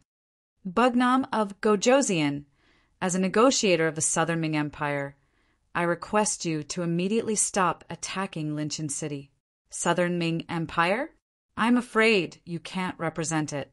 At most, you can only represent your master, little Southern Ming. Yang Qindong chuckled. His tone was filled with disdain. No, I can represent Bugnam of Gojoseon and tell him the truth. My master has already sided with Nanming and is now a member of Nanming. Bugnam of Gojoseon is now bombarding Linchin City. Does he want to fall out with Nanming and rebel? Yang Qindong was taken aback by Qin Tian's words. There was too much information, so much so that Yang Qindong had to consider it carefully. He didn't speak immediately. Instead, he digested the information first before looking at Qin Tian. Yang Qindong asked, "Who is your master referring to?" "Of course, it's King Guangdong." "Humph. Zhu Huilu is not satisfied with the title of Minzhuang Prince. He even calls himself Little Nanming Prince. This is treacherous. How can I associate with such a person?" Qin Tian's face was filled with righteousness and disdain. If Qin Tian hadn't spoken to him on behalf of Zhu Huilu, Yang Qindong would have believed him. It seemed that Qin Tian had given up on Zhu Huilu and sided with Zhu Huilu. In that case, the latter was Zhu Qijin of Ying's sect, who had sided with Nanming. This was the first time he heard of this news, and he was shocked. Zhu Huilio's rise had increased the internal friction of Nanming. They had no time to care about other things. Yang Qindong could then stir up trouble in the south, expand his territory, and increase his strength. In fact, Zhu Huilu didn't disappoint him. He called himself Little Nanming Prince and attracted the hatred of Nanming. Even after being attacked by Nanming and King Shiping from both sides, he still persisted. Now he had joined forces with the Bengal army and defeated King Shiping. He showed that he wanted to compete with Nanming as an equal. If he hadn't provoked Yang Qindong this time, he might have been able to achieve a certain level of success. Seeing that the situation was good, why did King Guangdong suddenly side with Nanming? Did that mean that he had fallen out with Little Nanming Prince and his brother Zhu Huilu? That's right, it was recorded in history that the two brothers didn't get along in the end and parted ways. But in this case, Zhu Qijin of Ying's sect really had the strength to rule the entire Nanming. In addition to strengthening himself, he would naturally pose a certain threat to the five-star army. In a very short time, Yang Qindong thought of a lot. While analyzing the pros and cons, he also thought about what he should do to gain the most benefits. So much so that he didn't hear Qin Tian calling him several times. Bugnam of Gojoseon, Bugnam of Gojoseon. The hurried greeting finally broke Yang Qindong's contemplation. He raised his head and looked at Qin Tian. Qin Tian said anxiously, "Bugnam of Gojoseon, now I'm here to negotiate with you on behalf of Nanming. Shouldn't you stop firing the cannons, first to show your sincerity?" Sincerity? Hearing this, Yang Qindong laughed, then suddenly changed his expression and said, "You still have the nerve to talk about sincerity with me? Previously, you sent troops to my Liangshan shelter for no reason, took away more than 40,000 people and killed thousands of my soldiers. When I brought people to have a good talk with you, you directly surrounded my 1st Cavalry Division, causing them to be heavily injured and almost completely wiped out. Is this your sincerity?" The situation of the 1st Cavalry Division that Yang Qindong mentioned was one of the 2 telegrams that he had just received from Wangshan. It clearly recorded the fact that Lu Zhua's 1st Cavalry Division was only left with 3,000 people, and almost everyone was injured. It could be imagined that if it wasn't for Lu Duo and the other 2 commanders arriving in time, it was not impossible for them to be completely wiped out. How could he not take revenge for such a huge grudge? The 2nd telegram said that the 100,000 foreign invaders had already taken down the Xisha residence and had either killed or captured the 20,000 Nanming soldiers there. It also said that they were rushing towards Linchin City and would listen to his orders. After receiving this news, Yang Qindong had the confidence to take revenge.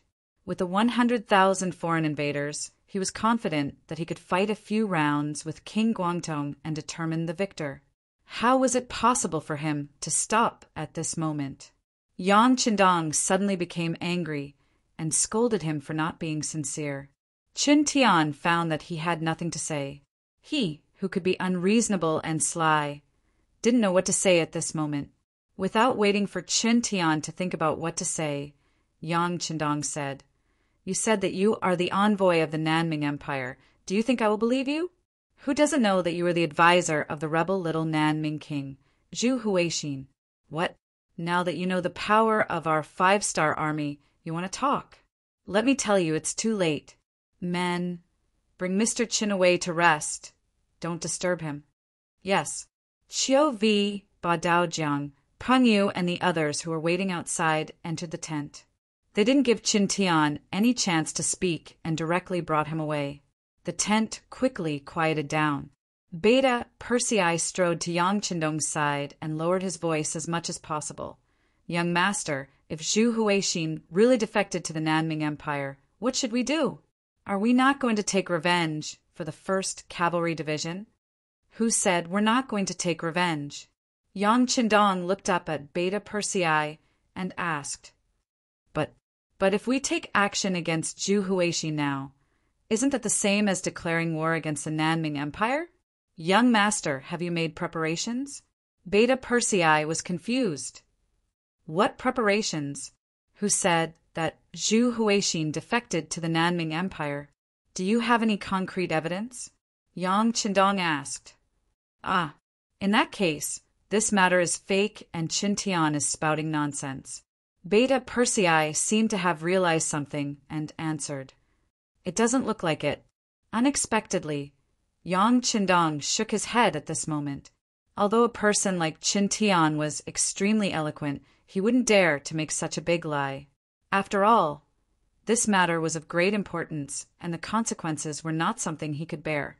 Therefore, it was very likely that this matter was true, but it hadn't been announced yet. Since it hadn't been announced, this was Yang Qindong's opportunity. As if thinking of something, Yang Qindong called Beta Persei and whispered, "Send a telegram to Yang San and Yang Lu to confirm the authenticity of this matter. Also, inform Yao Ingjun to immediately spread the news that Zhu Huixin has defected to the Nanming Empire." What Yang Qindong wanted was to make use of the time difference and the fact that the telegram could be spread without any hindrance. He wanted Zhu Huixin to be prepared and guard against his brother so that he wouldn't be harmed. As long as this person didn't die, little Nanming's power wouldn't be disintegrated and could still play a role in restraining Nanming.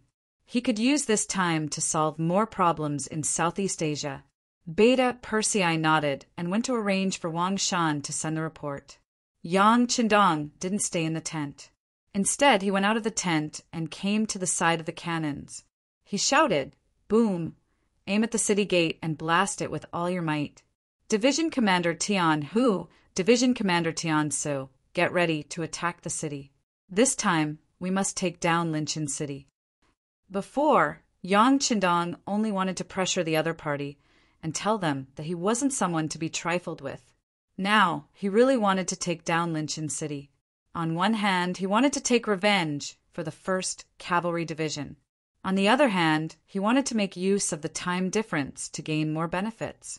After the 6th young master gave the order, the cannoneers didn't hold back and fired one after another. Very quickly, Linchin City's walls were filled with holes and the thick city gate was completely destroyed. Using this opportunity, Division Commander Tian Hu had been waiting by the side, unsheathed his blades and led 2 regiments of the 1st Cavalry Division into the city. Behind them were thousands of soldiers from the 7th Army. When Qin Tian walked out of Linchin City, he promised his subordinates that he would definitely make the 5-star army stop attacking the city so that they wouldn't have to worry. Because of this, the soldiers guarding the city let down their guard. Even when the cannons sounded, although some people were shocked, some people still said that it was just the 5-star army trying to scare people and that there was no need to be afraid. Chapter 1063.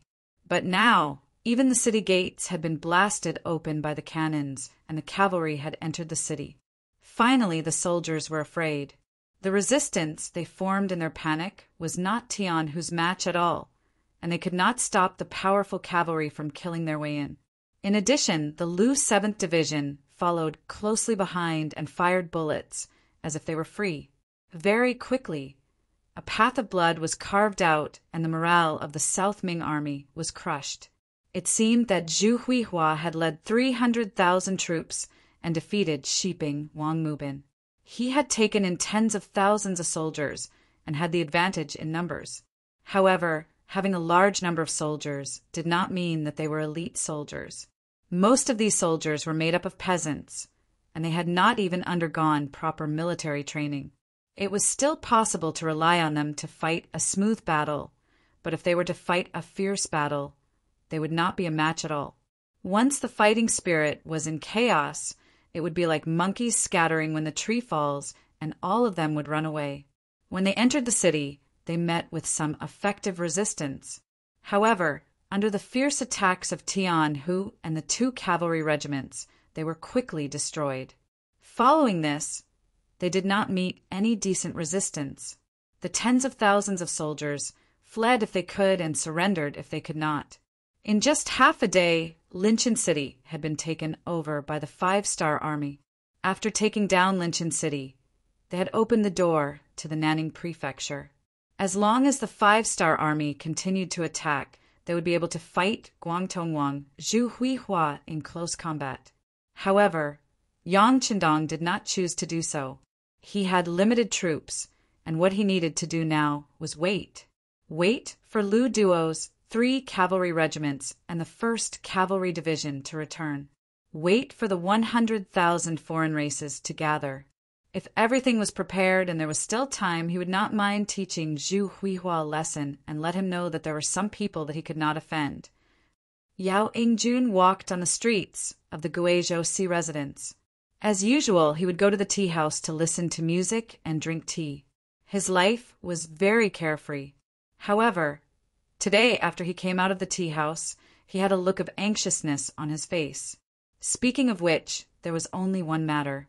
He had just received news from his intelligence team that Zhu Huiqin, the Prince of Guangdong, had defected to the Southern Ming imperial court. News by telegram was always the fastest. Yao Yingjun was sure that no one in the Guizhou division knew about this. At the very least, Zhu Huihua, the self-proclaimed prince of Little Nanming, did not know. Otherwise, the streets would not be so quiet. Yao Yingjun was sure that he was not the only one who knew about this matter. However, the main character, Zhu Huihua, should not know about it. Could it be that, when he thought about the possibility that the patrolling soldiers on the streets were related to Prince Guangdong, Zhu Huihua, perhaps he had already bribed the people around Prince Lil, Nanming, and was prepared for this? Was there going to be a mutiny? When he thought of the mutiny, the first thing that came to Yao Yingjun's mind was Zhu Lian's pitiful appearance. Zhu Lian, the younger sister of Zhu Huilu and Zhu Huilu, was titled Eternal Victory Princess. In the beginning, Yao Yingjun was able to infiltrate their inner circle by relying on Zhu Lian's love for him. He used this relationship to complete the mission of understanding and investigating the higher-ups of Prince Guangdong and the others. Initially, he thought that the mission wouldn't last too long. However, he didn't expect that he would stay for several years. Humans were emotional creatures. After a long time, it was inevitable that they would fall in love with each other. In particular, Zhu Lian was really good to Yao Yingjun. That was 100% trust. She appeared to resolve several crises. Over time, Yao Yingjun realized that he had fallen in love with her. After recognizing his feelings, Yao Yingjun was really scared. As an intelligence officer, the most basic rule was to learn how to act according to the situation. One shouldn't easily believe others and shouldn't easily reveal one's true feelings. Obviously, Yao Yingjun had already violated these rules. It was because of this that he didn't report this matter. Instead, he suppressed this feeling in his heart and didn't tell anyone. Now that he knew that Zhu Huihua might want to rebel, and that Zhu Lian might also be implicated, he became even more anxious. He had to protect this girl's safety, but he couldn't reveal his own details. How could he do this? Perhaps Yao Yingjun could casually find a reason, such as going out to play. This way, he could justifiably leave the Guizhou department with Zhu Lian. But if he really did this, what would happen to Zhu Huilu? This was tantamount to openly resisting the mission. Once the higher-ups held him responsible, even if he had several heads, it wouldn't be enough to cut off. But if he didn't use this reason, did he have to reveal his identity? After thinking for a long time, Yao Yingjun felt a headache. In the end, he decided to target Meng Ning and Duan Yuhong. Not only were these two people trusted by the Prince of Lil Nanming, but they also had their own abilities. For example, Duan Yuhong, who was known for his strange skills, and Meng Ning, who was known for his bravery, could be compared to Qin Tian, who was known for his eloquence, or even better. Of these two people, one was deeply trusted by Prince Guangdong and had to consult him for almost everything he did. Meng Ning was in charge of the military power of Prince Guangdong. If Zhu Huilu wanted to cause his brother to rebel, Meng Ning definitely couldn't avoid it.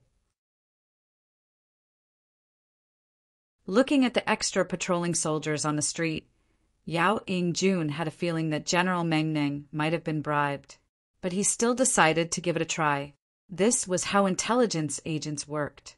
Even if there was a 1% chance, they would still try their best, even if they had to pay the price with their lives. Because of his relationship with Zhu Lian, Yao Yingjun was once a guest of Meng Ning and Duan Yuhong. He didn't need to make an appointment to see them. He just walked in. As someone who had been to the general's residence more than once, Yao Yingjun's intuition told him that there was something wrong with this place. Before he joined the intelligence agency, he had undergone special physical training. Although Yao Yingjun's skills weren't as good as Lung Feng's, he was still much stronger than ordinary people. His eyesight was also better than ordinary people. The moment he entered the general's residence, he could feel the shadows in the dark. There were countless pairs of eyes staring at him. Yao Yingjun didn't look around. He acted as if he didn't notice anything. The moment he entered the general's residence, he shouted that he wanted to see General Meng Ning and that he wanted to have a good fight with him. Naturally, his shouts attracted the attention of many people in the residence. "Go! Tell him that I'm patrolling the barracks and am not in the residence." In a dark corner of the courtyard, General Meng Ning's face revealed a hint of displeasure when he saw Yao Yingjun come uninvited. The housekeeper received the order and hurriedly went out to welcome Yao Yingjun. He used the excuse that the general was not in the residence and had gone to the barracks to persuade Yao Yingjun to leave. Soon, the housekeeper returned to Meng Ning's side and asked softly, "General, could he have sent something?" "Humph, he's just a gigolo. In the future, he won't even have the ability to be the head of the household. How could he have sent something? All right, let's hurry up and prepare. We'll take action tomorrow night." Meng Ning sneered. It was obvious that Yao Yingjun's usual disguise was effective. He was not treated like a piece of cake and reduced the possibility of being suspected. After leaving the general's residence, Yao Yingjun's unruly appearance was completely hidden. After hesitating for a moment, he headed straight for the Duan residence. Compared to the Duan residence in the past, Yao Yingjun saw that there were many more strangers in the surrounding alleys and streets. With his identity as a spy, he quickly noticed that something was different. If he guessed correctly, this place was being watched. It was very likely that it was Meng Ning's doing. He had already shown his face at the general's residence once and was almost forced to stay there. If he took the risk to appear at the Duan residence again, he was afraid that it would really arouse suspicion. For safety reasons, he didn't enter the Duan residence. Instead, he returned to the tea house. Since he couldn't get through to the higher-ups, he might as well start from the bottom. That was to spread rumors of Zhu Huitu's rebellion. As for how effective it would be, he wasn't sure. But other than that, what else could he do? Although he seemed to have a good relationship with some people, because of his relationship with Julien. When it came to big matters, who would treat him like a piece of cake? When he left the tea house, Yao Ingjuan's footsteps were clearly faster. He didn't know what Meng Nang would do in the face of the rumors that would spread throughout the city. He didn't want to gamble, so the best thing to do was to bring Zhu Lian to a safe place to hide.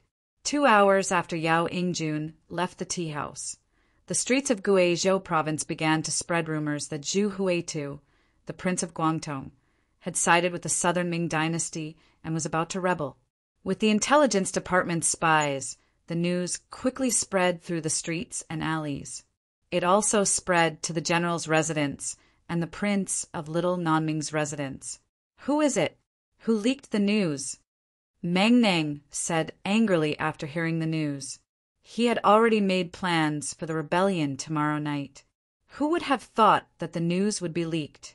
It seemed that everything had to change. "General, the king has ordered you to make a trip to the prince's residence." Just as Meng Nang called the housekeeper over to discuss countermeasures, a servant reported that the prince of Little Nanming wanted to see him. "General, you should bring more people with you," the housekeeper said worriedly. "Of course. I wanted to do this secretly. Since it's like this, I might as well make it public. I'll go see the king now. You guys follow the plan and attack the other officials." Meng Nang wouldn't wait for death. Since he had promised Zhu Huitu to rebel with him, he couldn't go back on his word. Meng Nang made his move. Everything had been prepared long ago. The only difference was that one would take action tomorrow night, while the other would take action earlier. Because Meng Nang's actions were fast enough, the prince of Little Nanming, Zhu Huitu, was still caught by the rebels despite being prepared for it. It wasn't just Zhu Huitu. His other brother, the prince of Yangzhong, Duan Yuhong, and the others were also caught. The only one who was surprised was Princess Yongsheng. When a large group of soldiers entered the princess residence, they found out that she wasn't there. She had gone out with Yao Ingjuan to play chase. A group of soldiers immediately went out of the city to chase. However, since Yao Ingjuan was prepared, how could he be caught? Not to mention, he didn't even leave the city. Instead, he took Julien to a safe place to hide. Other than Julien and a few lucky officials and generals who weren't in the city, most people were controlled by Meng Nang. At this point, it was announced that they had changed positions and returned to the southern Ming court. Chapter 1064. The forces of the Little Nanming king, who was once viewed as a great enemy by the southern Ming dynasty, had collapsed just like that. Everything happened so quickly that it shocked many people. Yang Qindong used the advantage of the radio station to receive this news before anyone else. However, he only sighed. It was hard to guard against a thief in one's own home. After that, he no longer cared about it and began to focus on the negotiations in front of him. He had to pay attention to it. For this negotiation, the southern Ming dynasty had actually sent the crown prince's tutor and minister of war Kuang Yi to Linchin City.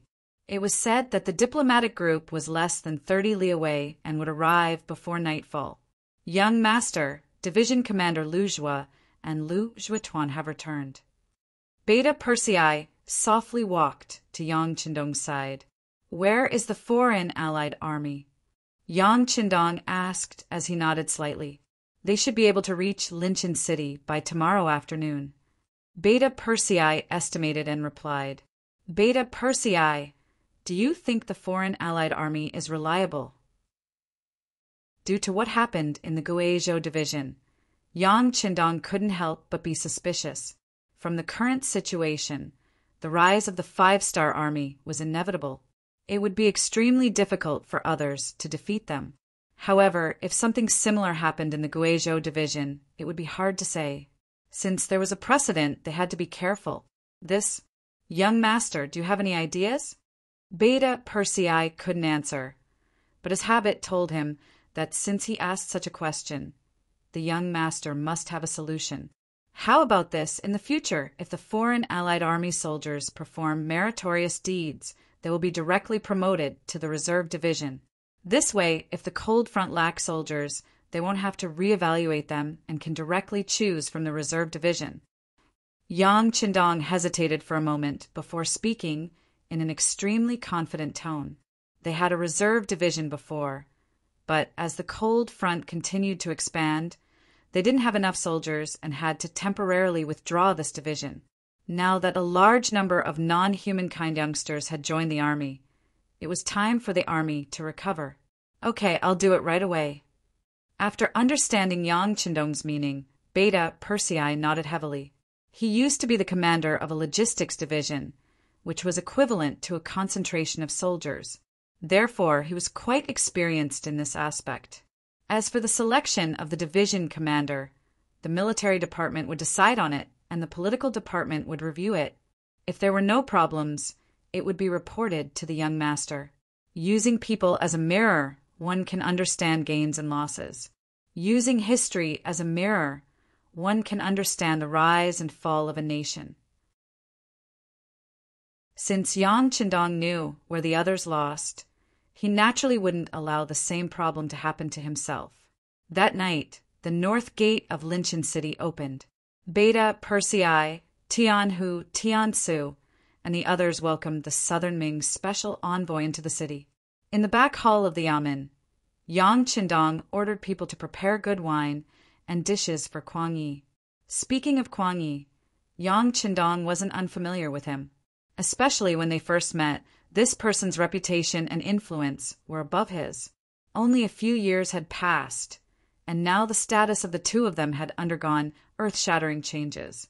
Although Kuang Yi had also taken a small step forward, going from a second-rank official to a lower first-rank official, compared to Yang Qindong, who had a different surname, the difference was not small. When they first met, Kuang Yi had no choice but to bow and say, "Special Envoy Kuang Yi greets Bugnam of Gojoseon." "Haha, Minister Kuang, there's no need for such formalities between us. Come, have a seat." Yang Qindong chuckled. Yang Qindong's enthusiasm was the true reason why Zhu Qijin had sent Kuang Yi. He wanted to use this friendship to play the emotional card. After the two sides sat down, Yang Qindong asked about Guaning while urging them to drink. Back then, Guaning was only a fifth-rank official. However, it was said that he had become a great general of the Southern Ming Empire and was promoted to a second-rank general. Moreover, he was trusted by Zhu Qijin. Kuang Yi naturally didn't hide anything from him. Not only did he talk about Guanying's current situation, he also said that Guaning missed Bugnam of Gojoseon a lot. If he wasn't on official business, he would have also come to visit. The atmosphere at the beginning of the banquet was good. The two sides only talked about old times and didn't talk about official matters. However, after 3 rounds of wine, the banquet ended and tea was served. The two people's expressions couldn't help but become more serious. In the end, it was Kuang Yi who couldn't help but speak first. Bugnam of Gojoseon, Guangdong King Zhu Huixin has already surrendered to Emperor Yingzong. The era of the Southern Ming Empire will be gone forever. What do you think? Emperor Yingzong has made a good move. This king is impressed. Yang Qindong said with a fake smile. Yes, my king is wise. The existence of the Southern Ming Empire has caused the commoners to lose their homes. Who knows how many people have lost their homes because of it? They indeed deserve to die. Kuang Yi also said with a look of admiration. As he spoke, he observed Yang Qindong as if he wanted him to express his admiration. Unfortunately, Yang Qindong's expression was normal. However, in Kuang Yi's eyes, he felt that this was very normal. Compared to the matter of Zhu Qijin wiping out the little South Ming imperial court, what Yang Qindong and the 5-star army did was a huge matter. If one had to compare, the former was just a small fight in one's own garden. However, Yang Qindong had already displayed his fists and kicks outside, showing the might of the Han Empire. However, the 5-star army's strength was a bit too strong. They were so strong that their achievements had already shocked the emperor. Some people even said in private that if the 5-star army turned around one day, neither Bai Ming nor the Southern Ming Empire would be able to stop them. Unless the great Ming Empire was reunited, they would be able to suppress the five-star army. Of course, some people thought that they were smart. If one didn't understand the five-star army, they wouldn't know how strong they were. If one hadn't truly fought with them, they wouldn't know how terrifying their battle strength was. It was a pity that some people could only see the small piece of land in front of them, but they always emphasized how high their vision was. It was laughable just thinking about it. Kwang Yi naturally wasn't a short-sighted person. He had already seen how powerful Yang Qindong was a few years ago. However, he didn't think that this person would develop so quickly. He had already taken over almost half of the Great Ming Empire's territory outside of the Great Ming Empire. It was also because of this that he strongly advocated for quickly destroying the Southern Ming Empire and unifying the Southern Ming Empire first. Then he would see if there was an opportunity to swallow Bai Ming. Only then would the Great Ming Empire be united and be able to work together to resist a powerful enemy. Of course, Kwang Yi wouldn't say these thoughts to Yang Qindong. At this time, he only said that the emperor was wise and wanted to unify the Southern Ming Empire first. In fact, there were some things that Yang Qindong could guess even if Kwang Yi didn't say it.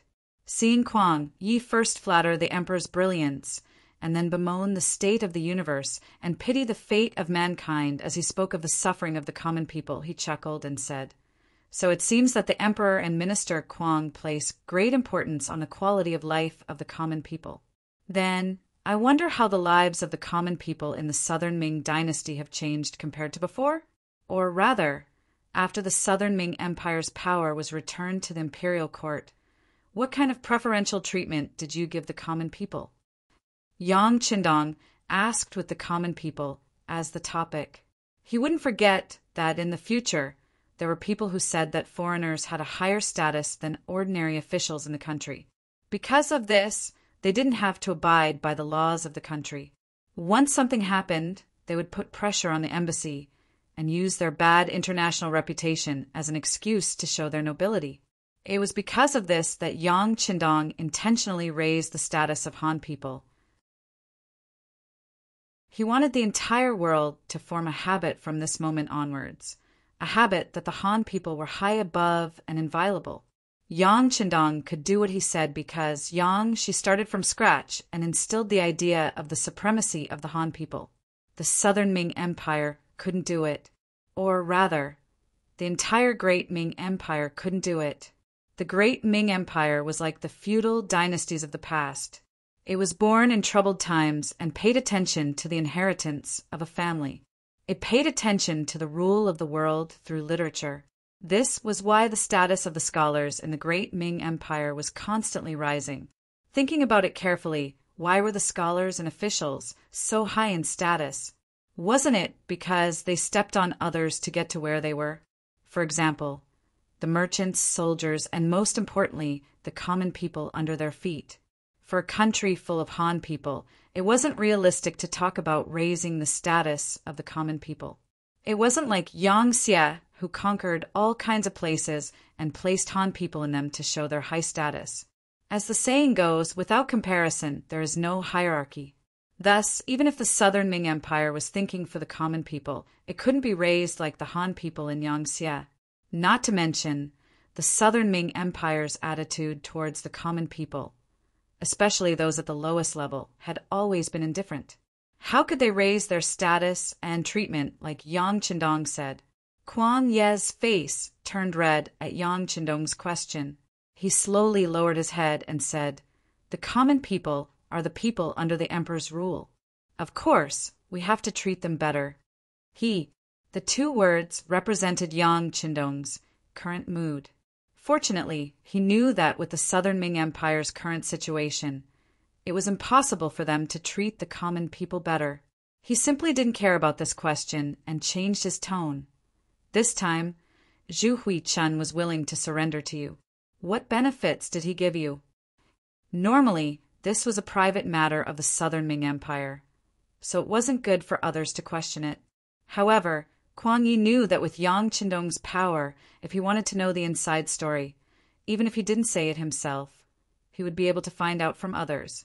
Most importantly, this matter was going to be revealed to the world soon, so it was impossible to hide it. Thus, he directly said, "The emperor made Zhu Huichan the prince of the 3 provinces. He will be in charge of the military of Yunnan, Guangxi, and Guizhou." The prince of the 3 provinces. After Yang Qindong heard this, he nodded and said, "Only in charge of military affairs, not local government, right?"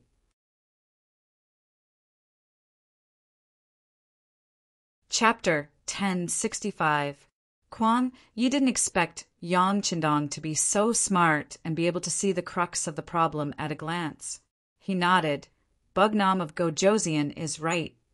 He only has military power and no financial power.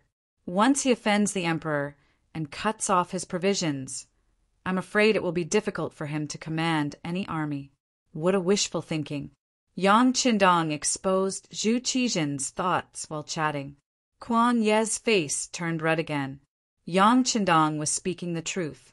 This time, Zhu Huihua was indeed deceived by Zhu Qizhen. Not explaining was equivalent to admitting it. Yang Qindong couldn't help but ask with interest.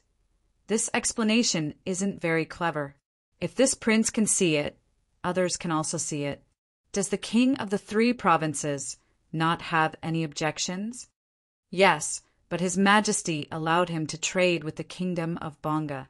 Apart from handing over 30% of the profits to the imperial court, he could keep the rest for himself.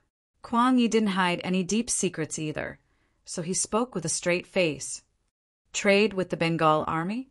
Yang Qindong was a little surprised, but after thinking about it, he understood. Zhu Huihua had replaced his elder brother, Zhu Huihua's position. If he still controlled the military and political power of the 3 provinces, it would be no different from the previous little southern Ming. This was something that Zhu Qizhen couldn't tolerate. It was because of this that both sides took a step back. One side wanted military power, while the other side wanted administrative and financial power. This was equivalent to each side taking what they needed. He sighed in his heart. It was a good plan. However, there was a prerequisite for all of this. For example, whether he agreed, whether Yang Xie agreed, and whether the 5-star army agreed. The 3 provinces were close to the Yunnan province. If they didn't deal with Yang Qindong, there wouldn't be peaceful days here. Needless to say, the southern Ming Empire's food and the goods that the 3 provincial kings would trade with would have to rely on Yang Qindong. This was the main reason why they had sent Chen Tian and Kuang Yi to negotiate. Finally knowing the truth, Yang Qindong was no longer anxious. Now that it was someone else who needed his help, he could take his time to think about it. Therefore, he didn't take the initiative to ask questions, and instead allowed Kuang Yi to speak. After seeing that Yang Qindong didn't have anything to ask, Kuang Yi opened his mouth as expected. The first thing that came out of his mouth was His Majesty's words, as if everything was His Majesty's will and he was just a messenger. If Yang Qindong had any opinions or questions, he would be responsible for conveying them, but he couldn't make the decision. It was no wonder that Kuang Yi was so careful. It was said that a weak country had no diplomacy. Besides, Yang Qindong was completely different from the one he met a few years ago. Now that the southern Ming dynasty had a favor to ask of them, how could they not speak some soft words? Bugnam of Gojoseon, His Majesty said that as long as you agree to this decision, our southern Ming Empire will publicly recognize your title as Bugnam of Gojoseon. This is a king with a different surname, other than a few people who were conferred the title when Taizu was still alive. Only King Shiping is left. This honor is so great and so high. Bugnam of Gojoseon, His Majesty also said that the Liangshan shelter is allowed to exist. As long as you don't steal or rob, and the people can enter the shelter, we will turn a blind eye and pretend that we didn't see anything. Bugnam of Gojoseon, His Majesty also said. Next, Kuang Yi represented Zhu Qizhen of the Ying sect and made promises again and again. Yang Qindong became a listener, but he just sat there and didn't say anything. After about half an hour, everything that needed to be said was said. Kuang Yi looked at Yang Qindong and asked in a low voice, "Bugnam of Gojoseon, what do you think?" This wasn't the first time he said this. It was enough to prove that Yang Qindong's position in Kuang Ye's heart was very important and high. However, Yang Qindong still didn't say anything, as if he was asleep. Under Kuang Ye's continuous questioning, Yang Qindong raised his head as if he had just woken up from a dream and said, "This is far from enough. I'm afraid that Minister Cheng still doesn't know that 2 or 3 days ago, the 5-Star Army's 1st Cavalry Division was surrounded by Zhu Huilu, who killed many of our soldiers. If we don't take revenge, how can we convince the public?" But at that time, the 3 provincial kings hadn't become part of the Southern Ming Empire. Now he's already one of His Majesty's people. Kuang Yi wanted to explain more, but Yang Qindong said, "Yes, it's because I know that he's now one of the Southern Ming Empire's people that I didn't do anything to them. I just wanted to see what Minister Cheng would say. Now it seems that your sincerity is far from enough." Not enough? Kuang Yi understood the meaning behind his words. It wasn't that he couldn't, but that it wasn't enough. That meant that there was still room for discussion. He asked curiously, "But does King Nan Wu have any other requests?" "You can make the decision?" "No, I can pass on King Nan Wu's request to His Majesty. At the same time, I will do my best to help." Kuang Yi didn't dare to say too much. "All right, since Minister Cheng is so sincere, this prince might as well say a few things." Yang Qindong knew that the time was right. It was time for him to speak. He immediately mentioned that he was interested in the Southern Ming Empire's silk, tea leaves, and porcelain. He was interested in some masters and wanted to hire them to work in Crimson City at a high price. At the same time, he wanted to buy a certain percentage of the goods at cost price and then sell them to merchants from other countries under the name of Crimson City. It was said that Suhong silk was of the best quality. Crimson City also spent some effort to imitate it. But unfortunately, the results weren't very good despite investing a lot of manpower and resources. For this, City Lord Yu Qian had represented the local factories to ask Yang Qindong more than once if they could bring in some talents to Crimson City. For this matter, the intelligence department had also tried, but the skilled workers were all restricted by the local masters. That place wasn't Yang Xie's territory, so it was very difficult to get all these people away without anyone noticing. This was a perfect opportunity to bring in talents, while also dealing a blow to the Southern Ming Empire. Once the Southern Ming Empire lost the advantage of silk, porcelain, and tea leaves, Yang Xie would have a better chance of winning against the Southern Ming Empire. This matter needs to be reported to His Majesty before he can make a decision. Kuang Yi didn't immediately agree. Instead, he said that he needed to report it first. Yang Qindong could understand that Kuang Yi couldn't make a decision on such a big matter. Thus, he nodded in tacit agreement. Then he raised a second request, which was to ask for people. This time, Zhu Huiyin attacked the shelter without any reason. Not only did thousands of soldiers die, but 40,000 civilians also ran away. This matter had to be mentioned. Thus, not only did the Southern Ming Empire have to admit it, they also had to compensate the 40,000 people. After hearing this, Kuang Yi frowned and said, "Okay, this old man will also report this matter to His Majesty." He didn't expect Ding Zong to agree at all, but Yang Qindong still said it. He just wanted to give him a heads up. After all, Zhu Qijin used to be Great Ming Xingzong. Even if he agreed in his heart, he wouldn't say it out loud. After knowing this, Yang Qindong didn't place his hopes on the Southern Ming Empire. Instead, he placed it on Zhu Huiyin. Some things couldn't be handled by a county official. Yang Qindong then found the detained Qin Tian. Different from Kuang Yi, he maintained a serious gaze. He even called a few teachers in front of Kuang Yi and ordered them to prepare for battle. They were to leave Linchin City and head north at any time. Qin Tian didn't hide any of this from him. After the teachers left the hall, he naturally yelled, "King Nan Wu, what are you doing?" Must you become enemies with our King Guangtong? Wrong. If it wasn't for this king becoming enemies with you, it was you who became enemies with us first. Yang Qindong turned around and angrily rebuked Qin Tian. Yes, we sent troops to attack your shelter first, but we didn't gain anything. Furthermore, even if we did something wrong, we can make up for it.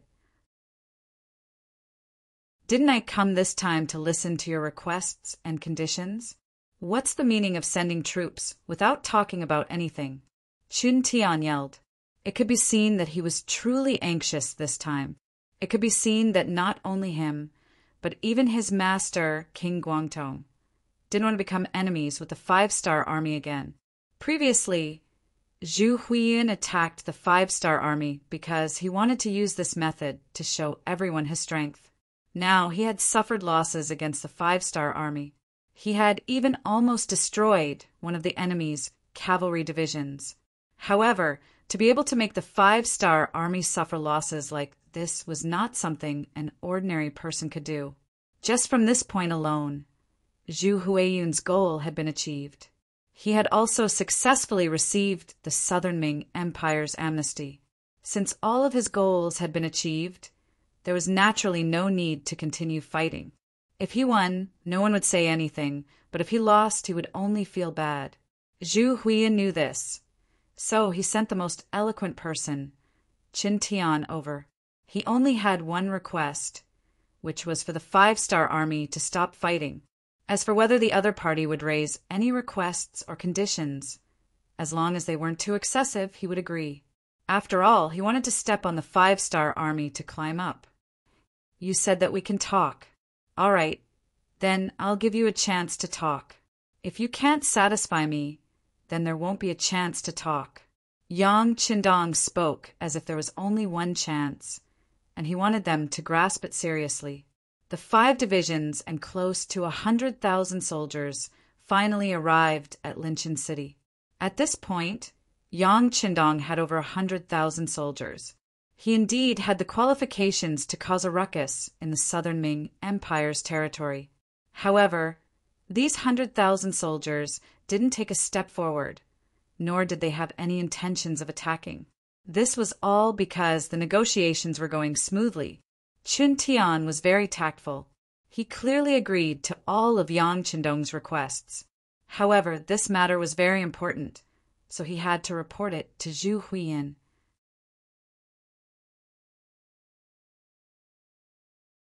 Chapter 1066. Kuang Yi and Qin Tian both stayed in Linchin City. Only their trusted aides left the city to inform the higher-ups of Yang Qindong's request. Linchin City regained its usual peace. A few days later, news of the little Southern Ming prince and Yangzhong prince being captured in the Guizhou division was spread. At this point, the little Southern Ming army was disbanded. Under the leadership of General Meng, their army joined the 3rd Province Prince, Zhu Huizhou's army. Meng brought over 300,000 troops, adding on Zhu Huizhou's original army. Even without the 100,000 from the Bangladesh army, he still had 500,000 troops. Young master, this. After Beta Persei received the news, he looked worriedly at Yang Qindong. What are you afraid of? 500,000 isn't a small number. But with 3 provinces, how many troops do you think he can transfer to Linchin City? Or how many troops would he need to deal with us? After Yang Qindong asked 2 questions in a row, he smiled and patted Beta Persei's shoulder. Don't worry, the plan won't change. Yang Qindong was indeed full of confidence. He predicted that Zhu Huizhou wouldn't make an enemy out of the 5-star army. After all, the time to prove his strength had passed. Now that he had been recruited as the 3rd Province Prince, there was no need to create more problems. If they really fought, Zhu Huizhou didn't have the confidence to win. Not to mention, there was one more thing that he didn't mention. Yao Yingjun had taken Zhu Lian and escaped from the Guizhou department. Not only that, they had also created an army of 50,000 people and were currently fighting for territory in the 3 provinces. Speaking of which, this was out of Yang Qindong's expectations. Yao Ingjun was a chess piece he placed in the little southern Ming prince's faction. Now that this faction was destroyed, he had completed his mission. Yao Ingjun thought the same. He even wanted to bring Princess Ingjun out and find a safe place in Yangxia so that she could live the rest of her life without worries. Who would have thought that, at this time, a woman would actually show that she was not inferior to men? After learning that her second brother had betrayed her and her eldest brother and third brother had been captured, she actually took up the responsibility. Moreover, she really allowed him to persuade some of the small South Ming soldiers outside of the Guizhou division to rebuild the mountain. When this matter was reported to Yang Qindong through the intelligence network, he was also surprised for a while. Thinking about it, this was a good thing. He didn't have to pay a price to make his opponent restless, so why not? Yang Qindong agreed and sent someone to inform Yao Ingjun that if things did not go well, he could still bring Princess Yongxing to the Langshan shelter. At the same time, he also told him that if he needed financial support, he could ask. With all of this, Yang Qindong was sure that Zhu Huitu, who seemed to be very powerful, would not make an enemy out of the 5-star army. Things developed as he expected. When the people sent by Chen Tian met with the 3 provincial kings and told them about Yang Qindong's request, the 3 provincial kings who tried to assassinate his brother quickly agreed to all of the conditions. Zhu Huizhou agreed to Yang Qindong's request and recognized the legitimacy of the shelter. As long as any Han citizen went there, regardless of their status, they wouldn't pursue the matter. Not only that, every year he would provide 200,000 Han citizens to the shelter as compensation for attacking the 5-star army. In exchange, Crimson City's goods could be provided to Zhu Huihua at the same price as other merchants. Originally, Yang Qindong wanted to provide 500,000 people a year, but Chen Tian refused. In his words, 200,000 was already a lot. At most, the 3 provinces wouldn't have enough Han citizens, and they could just grab some from the nearby southern Ming province. However, 500,000 a year, they wouldn't be able to catch that many. Actually, 200,000 a year was already enough to satisfy Yang Qindong. Originally, he was just asking for an exorbitant price, waiting for the other party to bargain. Giving 30 to 50,000 people a year was already what he had expected. Now, 200,000 a year was already a pleasant surprise. Not long after, the southern Ming Emperor Zhu Qijin also agreed. After discussing with the court officials, they finally agreed to sell the silk, tea leaves, and porcelain to the 5-star army. This was something that couldn't be helped. Many areas in the south of the southern Ming Empire had already been occupied by the 5-star army. If they didn't agree, they wouldn't be able to sell these things for money. As for those skilled workers, since when did the great Ming Empire value craftsmen? If they were gone, they could just nurture them again. Thus, they all agreed. The negotiations with the 2 sides went very smoothly, reaching Yang Qindong's expectations. After the negotiations were completed, Yang Qindong knew that he had to leave this place. Even Linchin City and Siming residence had to be given up. These were the bargaining chips in the negotiations. Retreat. Since he had achieved his goal, Yang Qindong gave the order to retreat. Hundreds of thousands of 5-star army escorted the 40,000 prisoners out of Linchin City. At this time, the battle ended, and everything returned to normal. However, any smart person could tell that this wasn't the end. Once the 2 sides started fighting again, they wouldn't stop until one side was dead. The 5-star army finally retreated, leaving behind Linchin City and Siming residence. At the same time, Zhu Huiying also left behind 2 opponents, Everlasting Victory Princess and Sheeping King's army. Everlasting Victory Princess didn't need to be mentioned. When Zhu Huiying made his move, he didn't plan to let this sister go. As for Sheeping King, he was originally the king of Yunnan. Now that the 3 provincial kings wanted to replace him, how could he agree?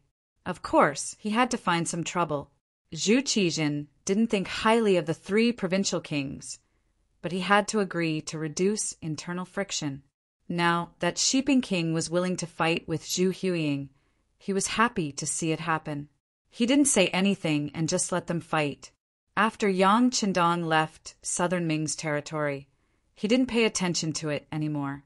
Yang Xie's territory was so big that there were too many things for him to worry about. For example, there was a piece of information in front of him about the Baiming army. The telegram was sent by the commander of the First Army, Tiger's Man. It only said one thing. The Baiming army had a 50,000-man cavalry. They were all soldiers from the Liaodong region and were nicknamed the Liaodong Iron Cavalry. Under the leadership of General Fang Dingshan, they were training in the grasslands. They constantly clashed with the small Mongolian tribes and sometimes provoked Yes-Hen in Walla. They won and lost. According to Tiger's Man's telegram, the 50,000-man Liaodong Iron Cavalry followed the policy of training soldiers through battles. Fang Dingshan used to be the commander of Zhu Qiyu's imperial bodyguards. He was quite trusted and was given a lot of freedom on this expedition. Since their appearance, the Baiming army's banner became famous in the grasslands and had a certain amount of influence. They're all restless people. Yang Qindong sighed and then looked at another telegram. It was sent by the Internal Intelligence Department of the Japanese Empire. The internal strife there had already begun, and some places had already broken out of the control of the emperor and the great general's office. In other words, it wouldn't be long before the Japanese Empire's affairs had to be resolved. Thinking about Princess Junko, who had returned more than a year ago, Yang Qindong looked in the direction of the Japanese Empire and said to himself, "Don't let anything happen to you. Otherwise, a lot of people will be buried with you." January 14, 57 AD.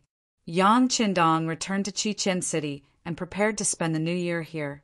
At the same time, he accompanied his wife, Huyen, to wait for her delivery. On the 7th day of the 2nd lunar month, on this seemingly ordinary day, a baby boy was born. When Yang Qindong was 20 years old, he finally had his first son. Named Yang Bo Bugnam of Gojoseon finally had a son, and there was someone to inherit the family name. Naturally, it was a great day for the entire Yangtze. Chichen City was immediately decorated, and it was even more lively than the New Year.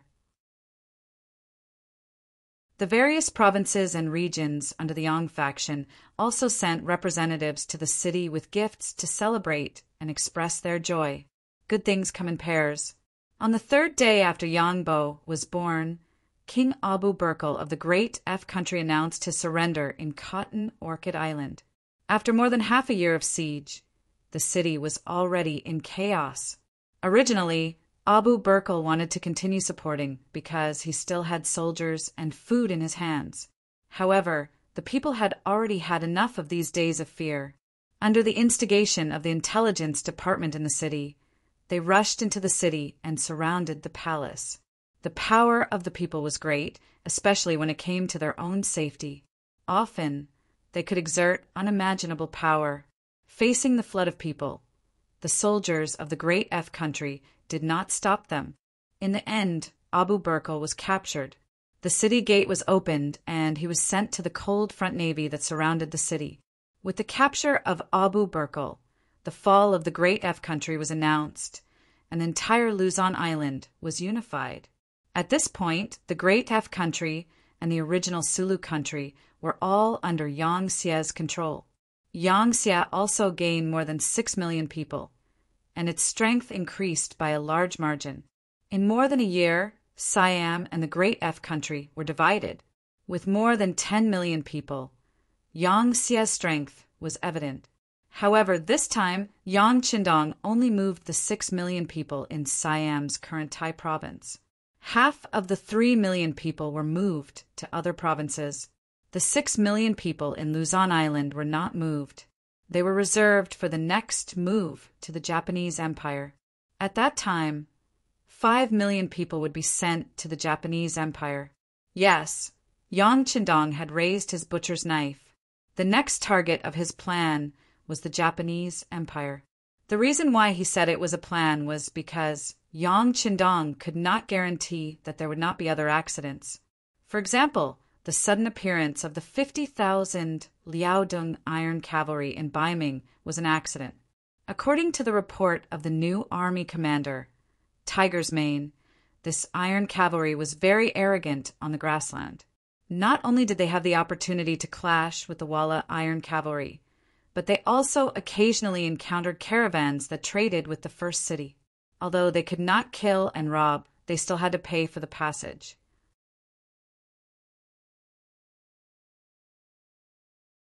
Chapter 1067. Perhaps it was because the Liaodong iron cavalry was short of money, or perhaps they didn't want to provoke a powerful existence like the 5-star army right away. But even if they didn't kill anyone, they just wanted money, which made some caravans that cooperated with the first city suffer. During this time, many merchants came to the door and complained to Tiger's Man. According to them, they would rather give the money to the 5-star army than to the Liaodong iron cavalry. The appearance of the Liaodong iron cavalry greatly changed many people's view of Ming. Is this still the army of the great Ming dynasty? Why are they so barbaric? How are they different from the bandits on the grassland? Are they still the grass-eating Han Chinese? Previously, there was the 5-star army, and now there was Ming's Liaodong iron cavalry. What changed them? For this matter, Tiger's Man sent a telegram to Yang Qindong more than once, asking if he wanted to attack them. After all, one mountain couldn't accommodate 2 tigers. It was enough to have the 5-star army on the grassland. Yang Qindong suppressed Tiger's Man's intention to attack. He now had a target to conquer, the Japanese Empire. This was a country with a population of more than 10 million people. If he wanted to conquer them, the preparation work must be very thorough. The people of the Japanese Empire were very fertile. This could be seen from their names, such as Dairo, Ero, Saburo. There were even 7 and 8 Dairo. This might have something to do with the environment they lived in and their development over the years. It was very easy for each region to be independent. Sometimes, even 2 counties that were very close to each other would see each other as fire and water and would fight with each other. At that time, whoever had more people would often have the advantage. For a country with such a large population, Yang Qindong must be well prepared. He couldn't afford to be distracted, not to mention that in his heart it was difficult to divide the world into 2 for a long time, and the tripartite balance was the most stable. The existence of Ming, Southern Ming, and himself was the tripartite balance, which could ensure that any side would have to be wary of the other side when they attacked. While rejecting Tiger's Man's idea of attacking on the grassland, he also asked him to prepare the new army that had been formed for a year to be transferred to North Korea. In addition to preparing for an attack on the Japanese Empire, Yang Qindong also called the city Lord Yu Qian and other important people in the palace to discuss the introduction of paper money. The introduction of paper money was not Yang Qindong's creation. At the beginning of the Ming dynasty, Zhu Yuanzhang implemented the paper money policy and issued the Ming dynasty's precious banknotes and copper coins. However, the great Ming dynasty's banknotes did not have a limit and there was no reserve, which quickly led to inflation. Now, the great Ming dynasty's banknotes were restricted in the market. Although they were still circulating, their purchasing power was very limited, especially after the sudden rise of Yang Qindong, regardless of whether it was the Northern Ming or the Southern Ming. In order to achieve their goals, they vigorously printed the great Ming banknote, which directly caused the market to become chaotic. At the same time, this item depreciated even more, and there were very few people who recognized it. With this example, Yang Qindong obviously wouldn't let the same mistake happen to him. This time, not only did he want the paper money to be successful, but it also had to be strong for a long time. For this, he ordered people to vigorously develop the gold mines found on the island of Dafei as reserves. He was preparing to introduce the paper money into the market. First, it has to be anti-counterfeiting. Second, it has to be advertised properly. Third, and most important, is that it can't be casually published. The amount of reserves can only be printed to achieve the same value as gold and silver. Yang Qindong said to City Lord Yu Qian and the people in charge of a Yang family's bank with a serious expression. After all, the circulation of gold and silver was a bit too costly. In the long run, the people who would suffer losses would be the country and the people. It could be said that the paper money was a very necessary thing. After handing over the issue of the paper money to professionals, Yang Qindong started to mobilize the troops. This time he was preparing to deal with the Japanese Empire. He was preparing to bring 150,000 soldiers. This could be said to be the largest number of soldiers he had ever brought. Among them, the 1st Cavalry Division was already making preparations to be mobilized. There was also the 1st Cavalry Division that must be brought along. This was a very elite force. With them, many things would be done with half the effort. Then there was the C4th Division, the C5th Division, the 1st Reserve Division, the 1st Division, the 2nd Division, and the 3rd Division. In total, there were close to 150,000 people. Not only were the troops ready to assemble in North Korea, Yang Qindong was also preparing 6 million people to go to the Japanese Empire. For example, Luzon Island had to prepare 5 million people, and even the provinces and regions had to prepare 1 million people. This was the preparation to uproot the entire country. At the same time, Yang Qindong took the opportunity to inspect some of the important industries in Chichen City. Yang Qindong paid special attention to the munitions factory. 2 years ago, he had brought out a Type 99 tank from the warehouse and placed it in the factory. Now that so much time had passed, he wanted to know how the imitation work was going. Imitation was one of Yang Xie's main policies for industrial development. First, there would be a finished product and a method. Then he would try to learn how to do it.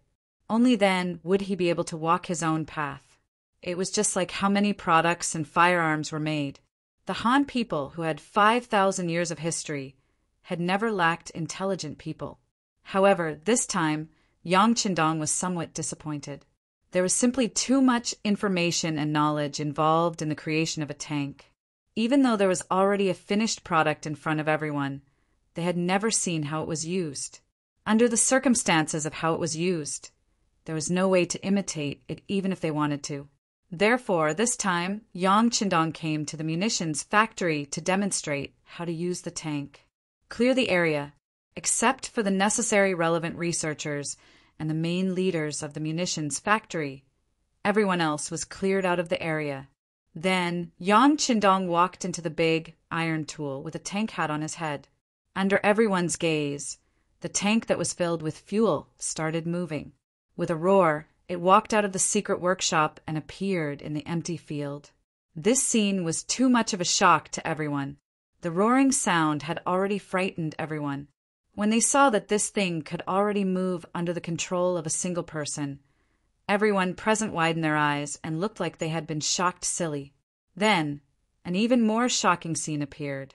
After the tank arrived at the field, it first moved quickly and skillfully turned. Along the way, it knocked down many obstacles that had been prepared beforehand. Then it stood still and fired at an area that had been marked out long ago.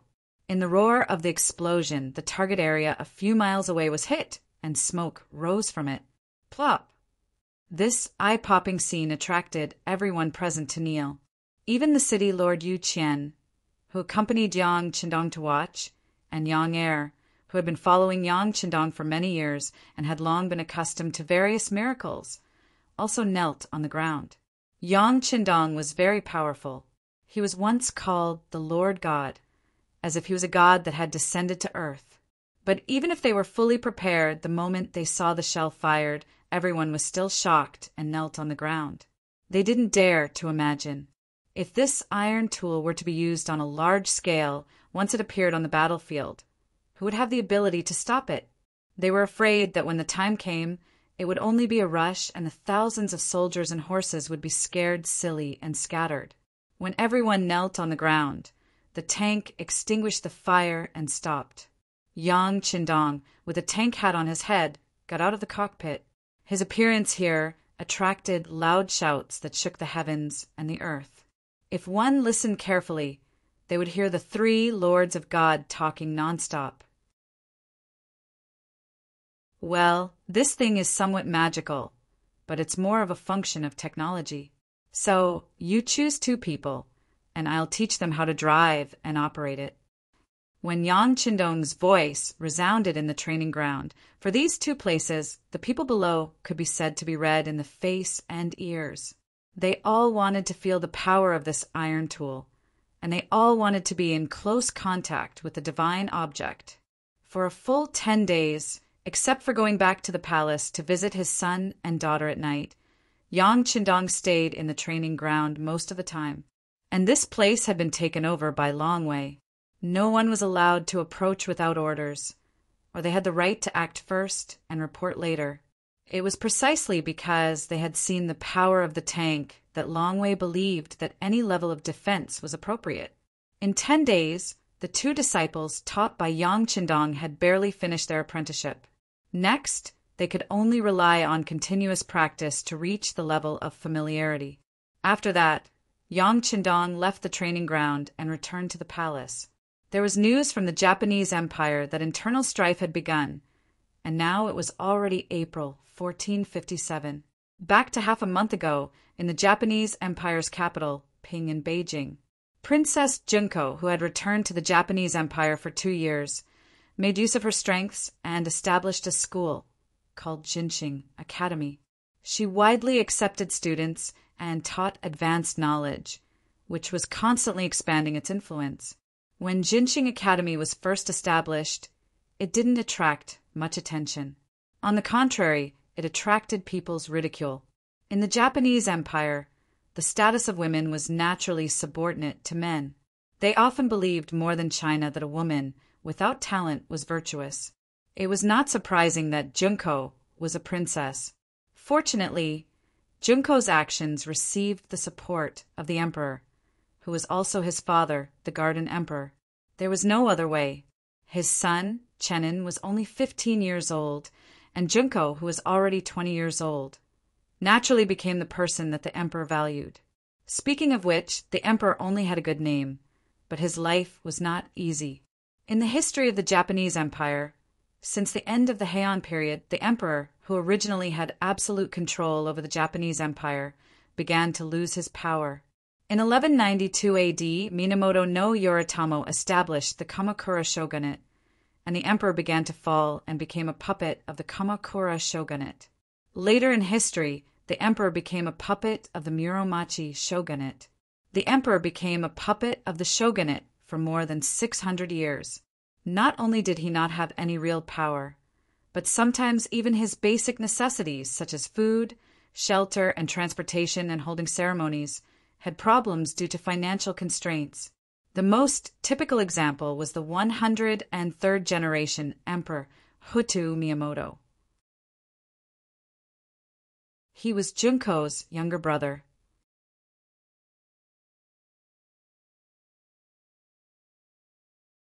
Chapter 1068. Emperor Hutu was born in 1442 AD. His name was Chengren, and he was the eldest son of the 102nd emperor of the Chrysanthemum dynasty. His mother was the queen of the emperor of the Chrysanthemum dynasty, Fujiwara. When Emperor Hutu was born, the situation of the imperial court in Kyoto was terrible. First, the real power was in the hands of the Shitachi shogunate, and the emperor was a puppet. Second, the national treasury could not make ends meet, and it was not even enough to pay the salaries of the imperial court officials, let alone meet the expenses of the imperial court. Therefore, even though Emperor Hutu was born in the imperial court, he sometimes did not even have enough food and clothing. Even the wedding ceremony of marrying Princess Tingtan was held hastily. In history, the emperor of the Chrysanthemum dynasty abdicated and became the supreme emperor. The 22-year-old Emperor Hutu inherited the throne and became the 103rd emperor of the Chrysanthemum dynasty. Princess Tingtian then became the empress. However, due to the tight financial situation, the imperial court in Kyoto held a very shabby ceremony to save money. Even after he died, because he did not have the money to bury him, His corpse was frozen in the imperial palace for 2 months. Some officials had to raise money to bury him. From this situation, one could imagine the status of the emperor. This was the main reason why they were willing to spend a lot of money to buy the cannons from the 5-star army. It was because the military and political power was controlled by General Ashikaga Yoshimasa. If he did not die, the imperial family would never be able to rise up. However, Ashikaga Yoshimasa's whereabouts were uncertain. No one knew when he went in and out of the general's house. The emperor only bought 1 cannon and 2 bullets from the 5-star army, so he did not dare to take the risk.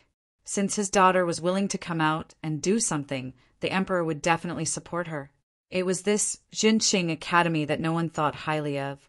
After 2 years of development, they could not recruit any students, but now there were people who were willing to take the initiative to learn. They could not satisfy the 50 students they taught at one time, which attracted the attention of other forces. General Ashikaga Yoshimasa was one of them. First, he sent people to catch the former student. After some investigation, he found that the former student was extraordinarily talented. However, he was just the most ordinary student in the first batch of students in Jinxing Academy, but he had such a great change, which attracted the attention of the general. Since she is capable, beautiful, and a princess, then let's marry her. General Ashikaga Yoshimasa said to his subordinates. Soon, the news that the general wanted to marry Princess Junko spread among the higher-ups. Some abilities should be used. This was the attitude of the strong to the weak. Maybe he wanted Junko to work for him, or maybe he just wanted to marry Junko and throw her at home as a concubine and live a peaceful life. But no matter what the result was, the emperor's power of the emperor. Of course, Junko wouldn't agree to it. She went to the emperor and expressed her determination that she would rather die. How could the emperor did not know his daughters? But what could he? He didn't have much military power, and he didn't have any political partners. He couldn't win. Just when the emperor was at his wits' end and Junko was about to commit suicide, a savior appeared. Oda Nagamasa was a powerful general in the capital of Ming. He was also the only collaborator that the emperor had managed to rope in over the years. He proposed that he could agree to the Supreme General's request, but before the wedding, he wanted to meet the Supreme General to discuss some details. The location of the meeting was set at the Supreme General's mansion. The military system of the Japanese Empire was divided from the bottom to the top. It was divided into soldiers, infantry captains in charge of 100 people, infantry captains in charge of 500 people, elders in charge of 1,000 people, generals in charge of 2,000 people, magistrates in charge of 10,000 people, chiefs in charge of 20,000 people, daimyo in charge of 50,000 people, generals in charge of 60,000 to 80,000 people, generals in charge of 60,000 to 80,000 people, and the emperor at the top. Oda Nagamasa was one of the generals with real power under General Ashikaga Yoshimasa. He had more than 70,000 soldiers. He came up with this idea to kill the general and replace him. Before, he couldn't find a chance to attack Ashikaga Yoshimasa. Why not use this opportunity to trick him into coming to the general's mansion and then kill him in one fell swoop? In this way, Oda Nagamasa could replace him, and the emperor's power could be restored to a certain extent. This idea was quickly supported by the emperor and Princess Junko. This was their reply to the great general, and the great general agreed without hesitation. There had been news about the imperial family purchasing a cannon from the 5-Stars Palace, but after so many years there was no news about it, and it gradually faded away.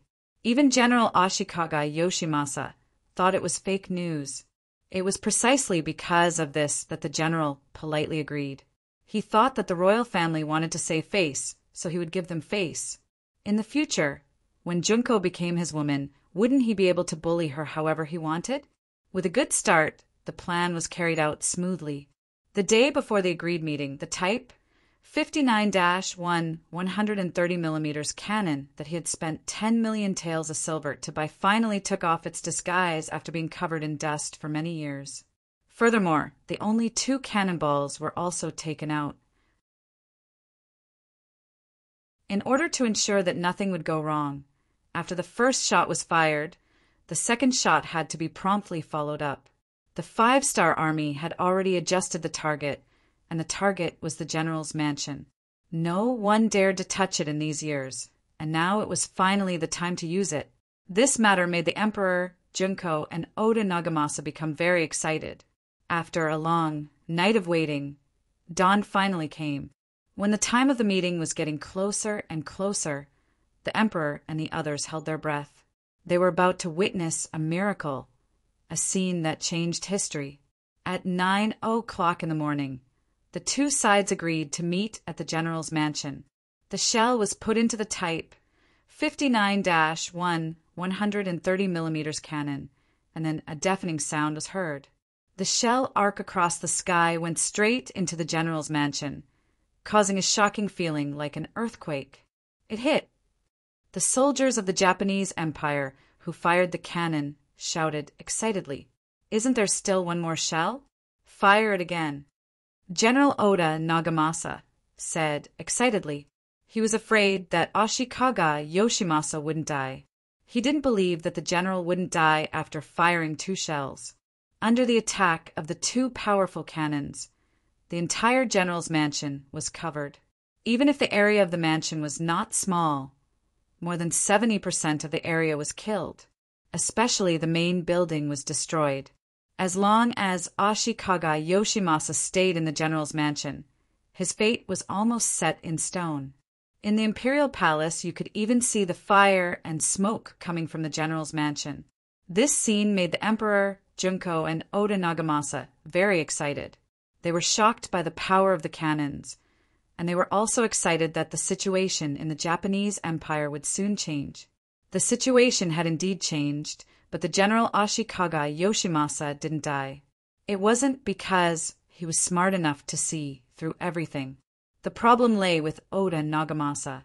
His most trusted deputy, Kayomasa Kuki, suddenly betrayed him and told the Supreme Shogun about the plan. At the last moment, they escaped from the mansion and avoided a fatal disaster. When Oda Nagamasa heard the news, he saw the general's army outside the imperial palace. Fortunately, in order to celebrate the victory and successfully seize military power, Oda Nagamasa had transferred tens of thousands of his own soldiers to guard the palace. Now, they were finally put to good use. Hold on. At the same time, Oda Nagamasa was also preparing to break out of the imperial palace.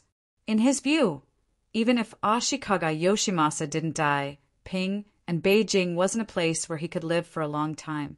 As for whether he needed to take the emperor and his family with him when he left. Don't be ridiculous. It was already difficult to protect himself. Who would think about other things? Oda Nagamasa wanted to escape. Once he left, it could be imagined that the Supreme General's anger would definitely be vented on the emperor. If that was the case, although they might not die, it would be far worse and more painful than death. So, leaving the imperial palace was a must. General Oda, please take us with you. The emperor didn't care about his face and lowered his noble head. Yes. Oda Nagamasa wanted to refuse. But Princess Junko said, "General, I have a very good relationship with the leader of the 5-star army. As long as you can take us away, I will send someone to contact them and ask for their support to deal with Ashikaga Yoshimasa. By the way, the leader is my teacher." As if she was afraid that Oda Nagamasa would refuse, Junko added a master and apprentice as a bargaining chip. Everyone in the Japanese Empire knew that the Han people attached great importance to the relationship between master and apprentice. This sentence made Oda Nagamasa, who was about to refuse, change his attitude. He could indeed escape and even take the emperor's family with him. However, if he did so, he would only draw the great general's anger onto himself. With his 70,000 soldiers, there was no way he could stop the great general. So he wanted to keep the emperor and his family to attract the general's attention and anger. But at the same time, he knew even more clearly that even if he managed to escape this time, it would be impossible for him to regain his power. It was even very likely that he would become an existence that everyone wanted to kill. He had no idea how long he could last. But now it was completely different. If he could get the help of the 5-star army, the situation would be reversed. If you don't believe it, just look at the power of the 2 cannons. Oda Nagamasa's eyes rolled for a moment. He originally wanted to say sorry, but now he said, "Yes, the emperor's safety is more important than anything else. I will take you away."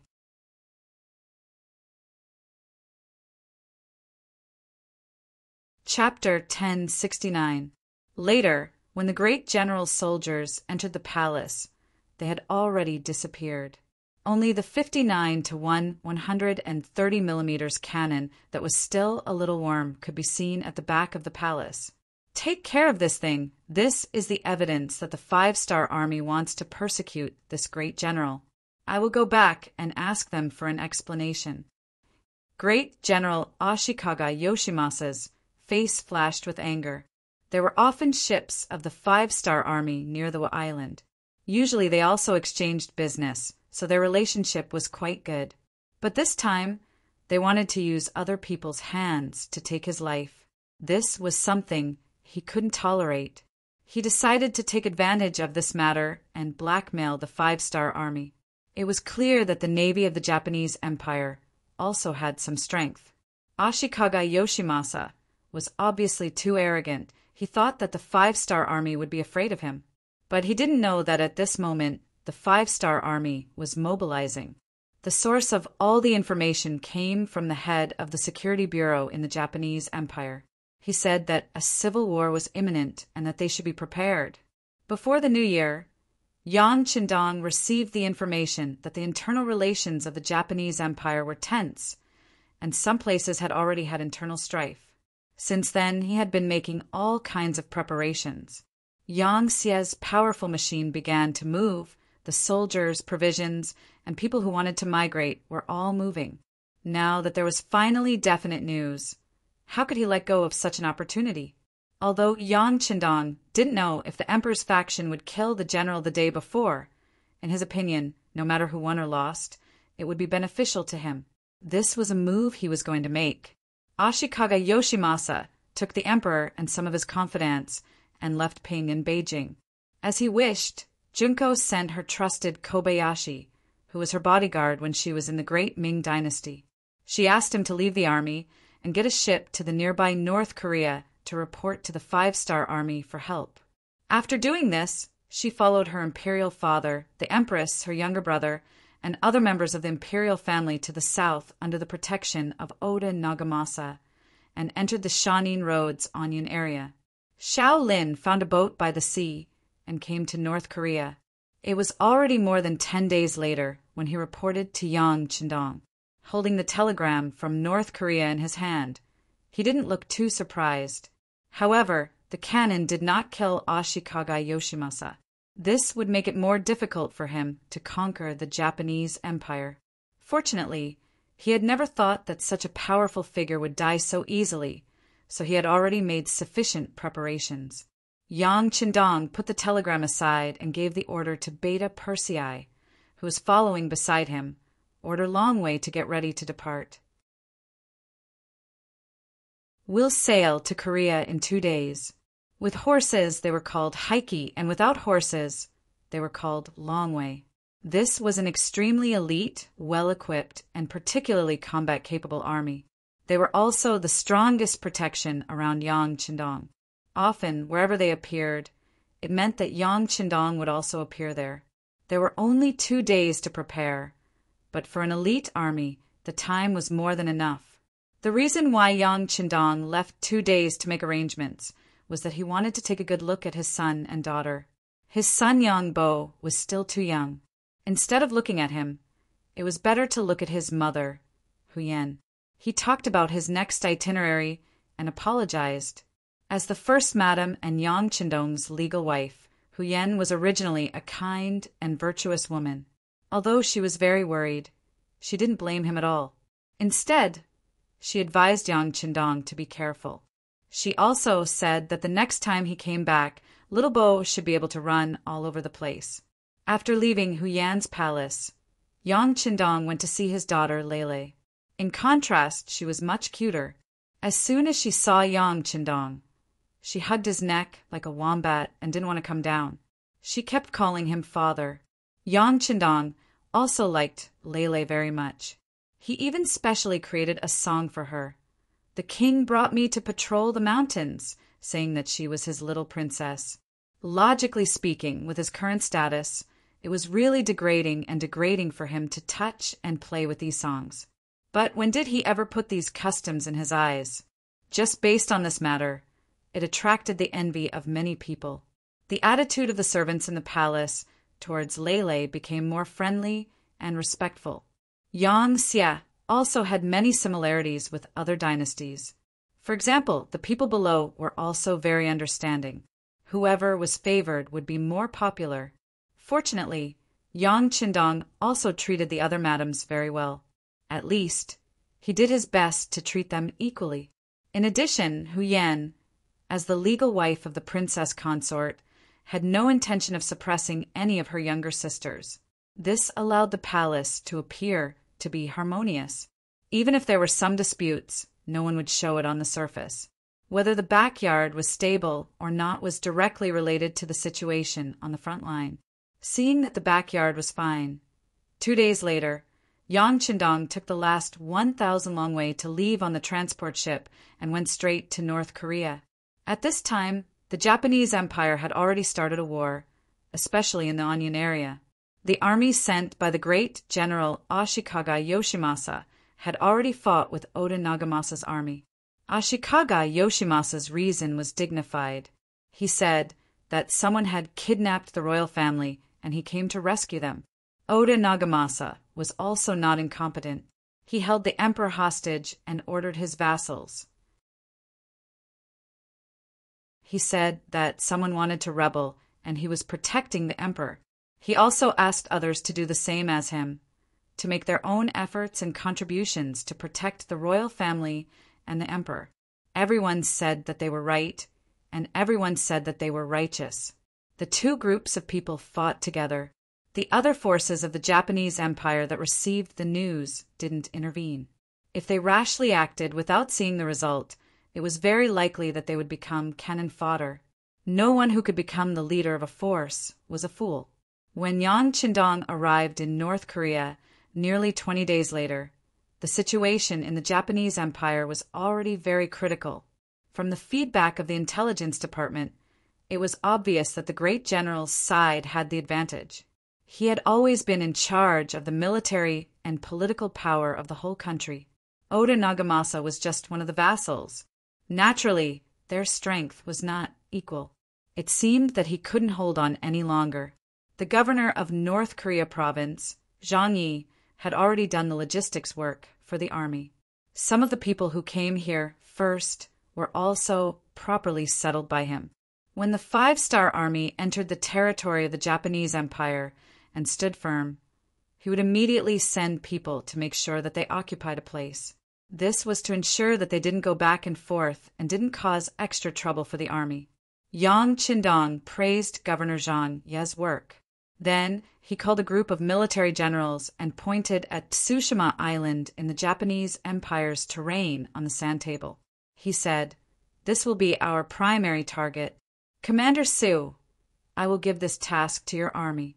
Is there any problem?" I promised to complete the task. The new army's commander, Su-hee, stood at attention and replied confidently. The new army was an army that had just been established. However, it had been more than a year since the establishment of the army. The personnel structure was already very complete, especially the commander, Su-hee, who was originally a general. Since he was captured by Yang Qindong, he had repeatedly made contributions to the army. Under the leadership of such a strong general, the combat power of the new army had been constantly improving. What they lacked now was actual combat experience. It was because of this that Yang Qindong transferred the new army to the front line this time. it was to give them a good opportunity to fight. In Yang Chendong's eyes, the Japanese Empire was not worthy of being called a big enemy. His real enemy was still the grassland. So he took the position of the vanguard, which made the other division commanders envious. However, they were just envious. No one dared to disobey the orders of the sixth young master. Besides, the Japanese Empire was also one of the big countries. If they wanted to completely occupy this place, they would have to fight a lot of battles. Everyone was ready to fight. After the order was issued, 2 hours after the meeting, a large number of ships belonging to the five-star army began to set off. They set off from Pusan, the southernmost part of North Korea, and went straight to Tsushima Island, which was hundreds of nautical miles away. Tsushima Island belonged to the West Hokkaido area of the Japanese Empire. The chief in charge of guarding this place was called Fukushima Nagashi. He had 20,000 soldiers and nearly 100 warships in his hands. It was a well-known force. Because they fought by the sea all year round, this army was very mobile. If they couldn't win, they could just board the ship and escape to the sea. With this, even the orders of the Supreme General Ashikaga Yoshimasa were not completely effective here. Fukushima Nagashi was also paying attention to the Battle of Anyun, but in his view it was just an internal strife for benefits. To put it bluntly, it was a dog-eat-dog fight. No matter who won in the end, it had nothing to do with him. So during this period of time, his days were very leisurely, and he was just a good spectator watching the show. Suddenly, one day, a large number of naval forces flying the flag of the five-star army appeared around Tsushima Island. As soon as they appeared, they surrounded the island in all directions, not leaving a single gap. This situation really scared the Fukushima chief, who had been on the battlefield for a long time. The ones surrounding the island were the C-4 and C-5 divisions responsible for transporting the new army soldiers. In their eyes, their navy would play a big role in attacking the Japanese Empire. Just like now, no matter who was the vanguard, in the end, the navy would be the first to act. Fire the cannons. The two cold front division commanders gave the order almost at the same time. Hundreds of cannons installed in the ships were fired at the Japanese Empire ships. There were less than 100 ships facing the attack of two elite cold front division commanders. There was no way they could resist. As the ships of the Japanese Empire were sunk or hit, the remaining ships of the Japanese Empire quickly retreated, heading towards the depths of Tsushima Island. Haha, it's up to our new army now. Pass down the order, prepare to land. Suhi said, excitedly. He was afraid that the two cold front division commanders would fire directly into the depths of Tsushima Island. If that happened, he wouldn't live up to his name as the vanguard. Fortunately, these people knew how to endure and gave him the opportunity to attack.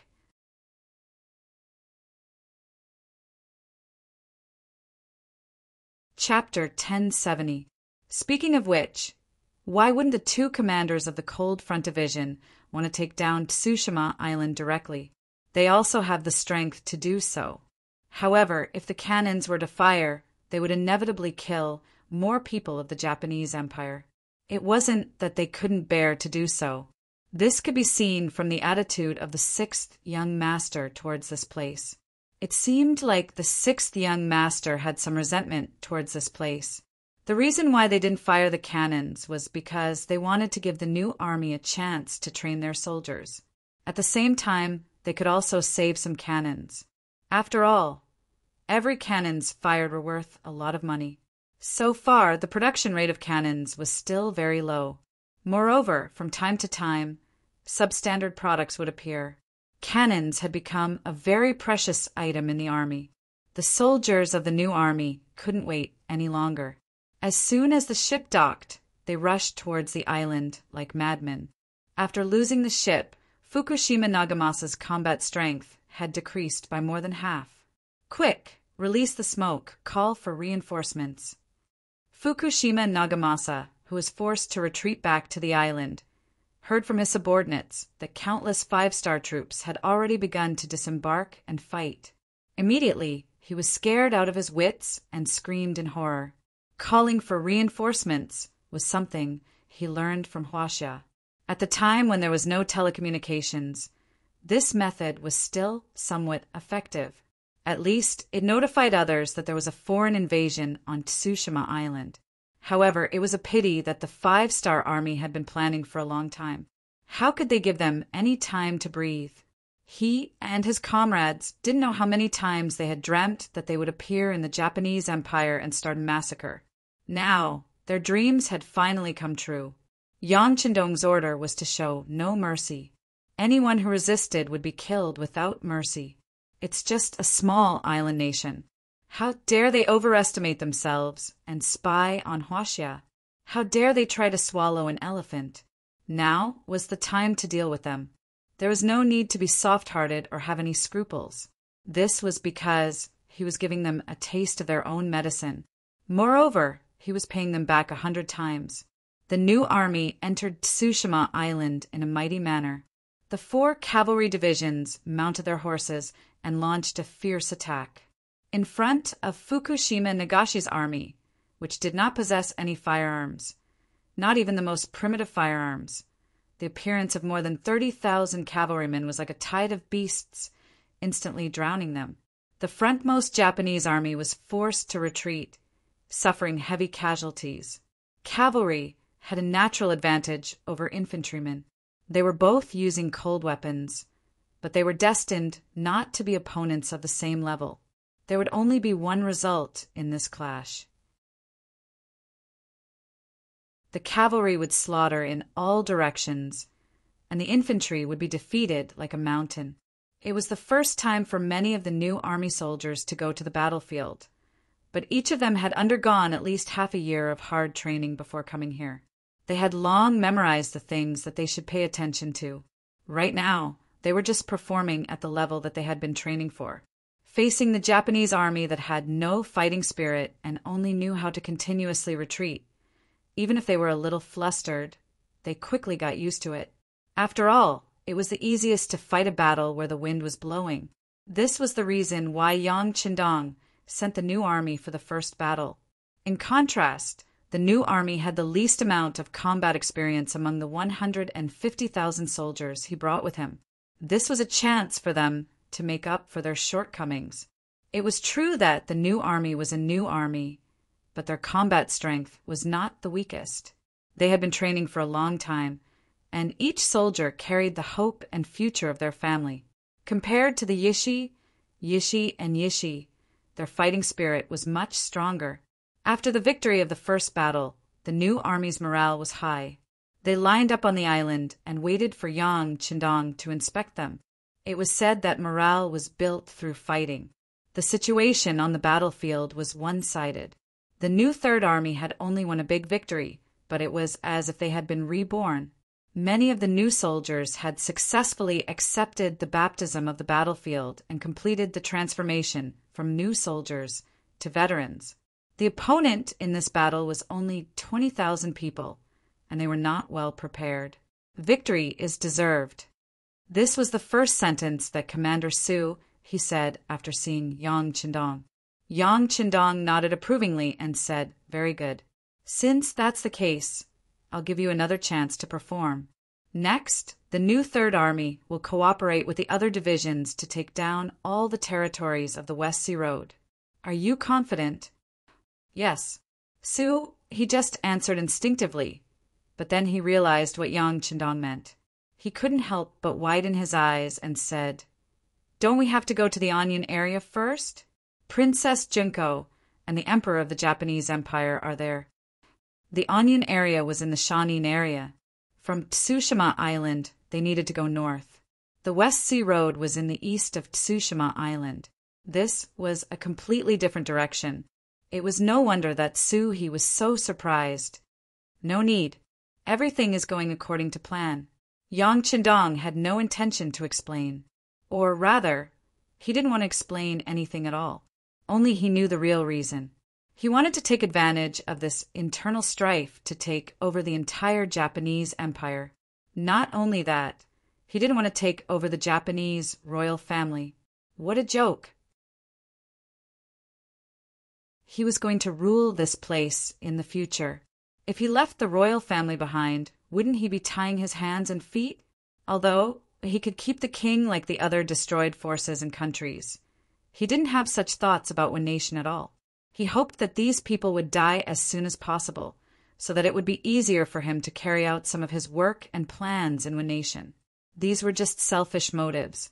It wasn't something that could be shown in public. On the surface, he had enough reasons. That was, Oda Nagamasa's troops in the Onion area couldn't hold on under the attack of Ashikaga Yoshimasa's army. Even if the 5-star army rushed over at full speed, it would still be too late. Since that was the case, it was better to take over the West Sea Road first and let the 5-star army gain a firm foothold. With enough reasons, and the plan was proposed by Yang Qindong, how could the other generals have any objections? What they wanted was nothing more than military exploits and killing enemies on the battlefield to temper themselves. As for where to attack first and where to attack later, they just needed to follow orders. Therefore, after the first battle of capturing Tsushima Island, the 5-star army didn't go north as some of the so-called military strategists of the Japanese Empire expected. Instead, they suddenly went east and entered West Sea Road. Not only did this greatly surprise some people, but it also caught the Japanese army by surprise. Onion area. Ashikaga Yoshimasa was facing the tenacious resistance of Oda Nagamasa. In addition, he received the news that the 5-star army suddenly launched an attack on Tsushima Island. He felt that something bad was going to happen, so he accelerated the attack. In the name of the Supreme General, he mobilized troops from all over the country to launch a fierce siege. For a time, Oda Nagamasa's troops suffered heavy losses and were in imminent danger. Junko was in a small courtyard assigned to her, and her face was full of anxiety. She also heard the news that the 5-star army appeared on Tsushima Island. She wasn't angry about the sudden invasion of an alien race. Instead, she was somewhat happy. According to the time, Kobayashi should have just arrived in North Korea not long ago. Didn't this mean that he still had her in his heart? While she was happy in her heart, she was also worried. Junko didn't know if he could really save her. After all, from the current situation, this place was already very dangerous. Once Ashikaga Yoshimasa attacked this place first, she, the emperor, empress, and her brother would be forced to become hostages. They might even have to live a life worse than before. At that time, even if he wanted to attack, he should have some scruples. Junko had to say that she was thinking too much. You Japanese Empire people are holding your own emperor to threaten who? Yang Qindong is just an outsider. Why would he be afraid of such a threat? Once a woman fell in love, her IQ would also drop. Junko was like this. She optimistically thought that the 5-star army came to save her. While she was looking forward to it, another woman appeared beside her, temporarily breaking this unrealistic idea. Princess. The woman who appeared beside Junko was good-looking, especially with a very graceful figure. Yoshiko, why are you here? Junko looked at the woman who came to her side and asked with a smile. She knew this woman. Her name was Yoshiko, and she was a geisha in the royal family. With her good dancing and perfect figure, she attracted the emperor's interest. After being introduced to her, she was specially invited to the palace. Because they were about the same age, they quickly became familiar with each other. Many times, Junko even thought that she and Yoshiko had more in common, which also made the relationship between the two sides much closer. Usually, Yoshiko would find time to chat with Junko. Although one was a princess and the other was a geisha, the current royal family was so weak that there was no particularly obvious concept of hierarchy, so the two sides talked happily. Seeing Yoshiko appear, Junko thought that she was afraid and wanted to talk to her to reduce her fear. So after greeting her, Junko said with a smile, "Well, you don't have to worry. This princess tells you that the 5-star army is here, and I believe that it won't take long for them to arrive here. At that time, we will be safe." Seeing Junko's yearning look, Yoshiko interrupted her fantasy and said in fluent Japanese, I'm afraid that the 5-star army won't be able to save the princess. Wait, what are you saying? Junko looked at the usually petite Yoshiko, who suddenly said such words, and her tone was so confident. For a moment, Junko was stunned and asked as if she didn't know Yoshiko. I said that the 5-star army won't be able to save the princess. Yoshiko opened her mouth again, but this time she didn't say it in Japanese, but in very standard Chinese. Junko's face was full of surprise, and she pointed at Yoshiko and said, How can you speak Chinese?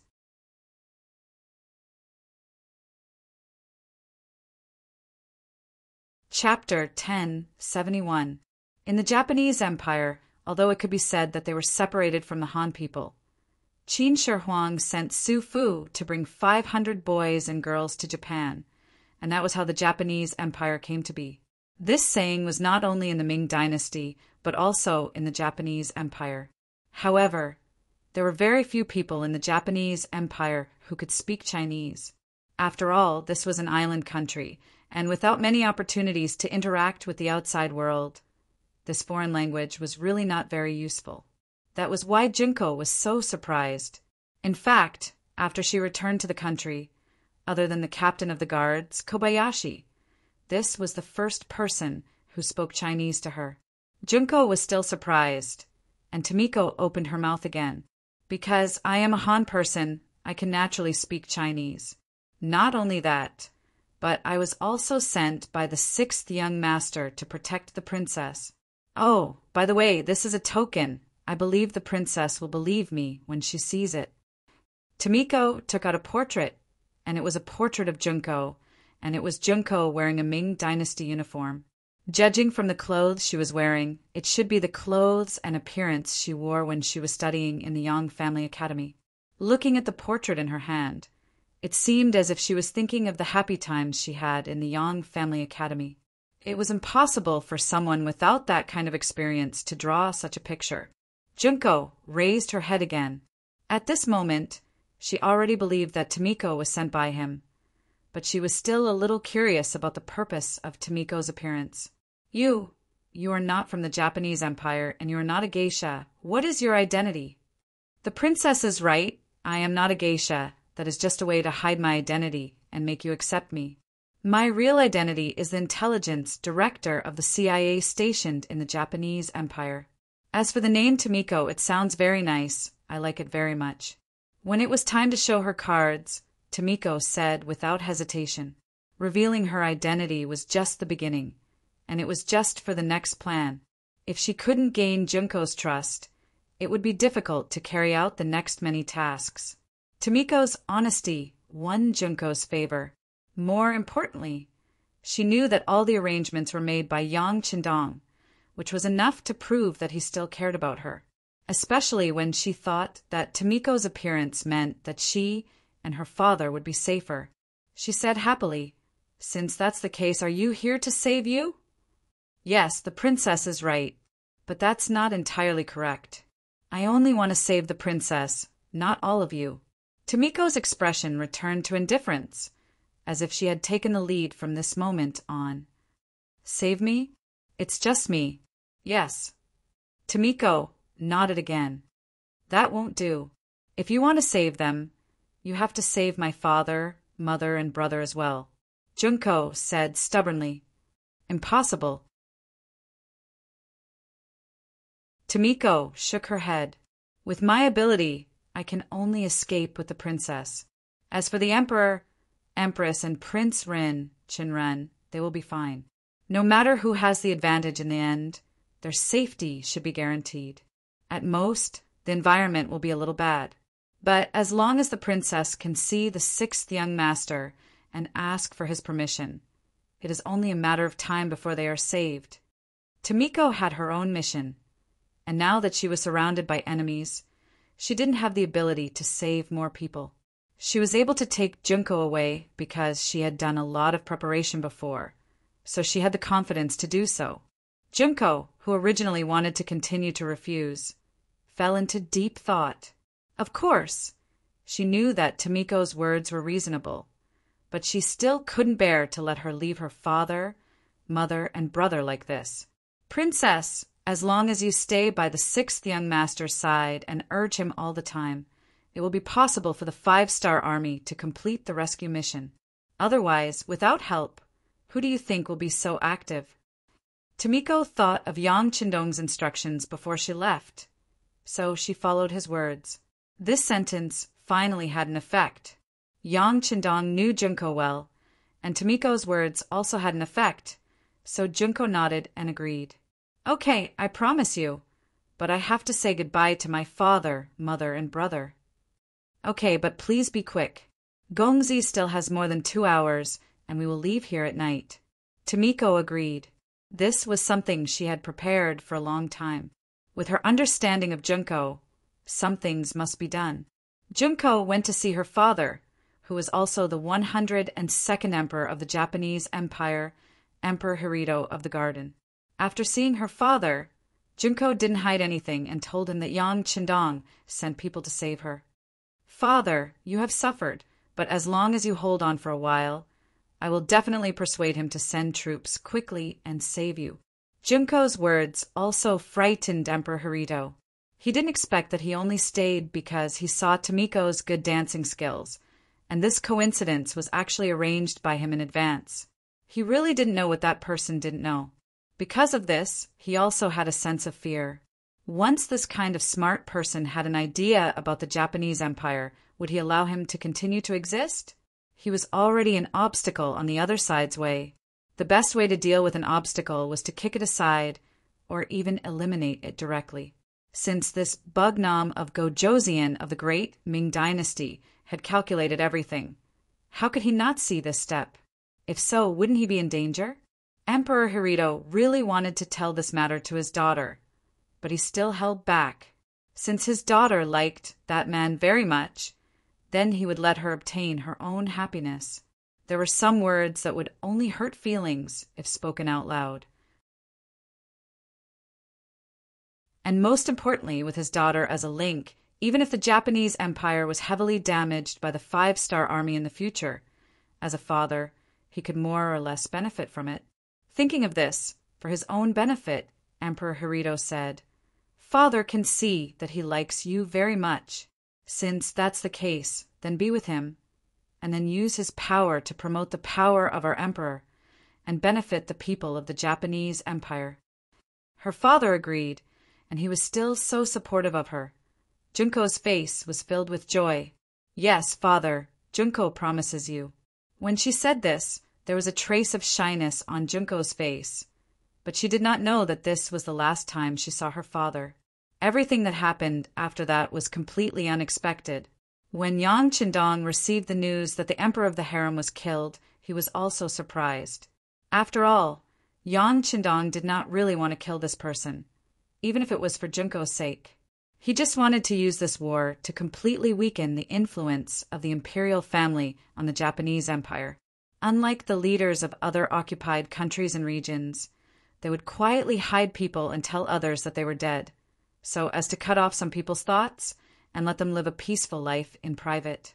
But often, plans were not as fast as changes.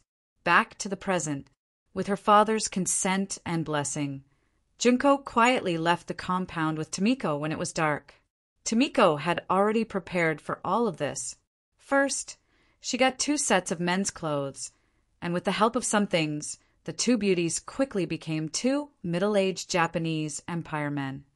Then, under the cover of night and the protection of the CIA in the dark, they left the Anyun area. In order not to be discovered, Tomiko even found a woman who looked similar to Princess Junko. She spent a lot of money to find this woman from the Japanese Empire in order to delay the discovery of the princess's disappearance. The plan went smoothly. Junko was just a girl. In the eyes of Oda Nagamasa, her status was far less important than the emperor and his son, Prince Seiji. She was even less important than Empress Tengra.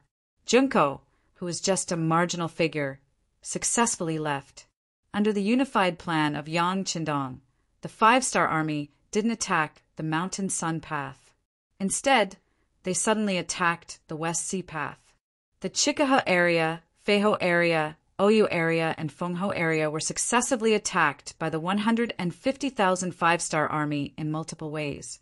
Faced with either long guns, short cannons, armored cavalry, elite soldiers, or a sea of soldiers, the defenseless West Sea Path quickly fell. Finally, the army gathered in the Fengqian area, which was the border between the West Sea Path and the Mountain Sun Path, and it only took 13 days. In 10 days, they took down one of the 7 major areas of a nation. Of course, it was because they were caught off guard.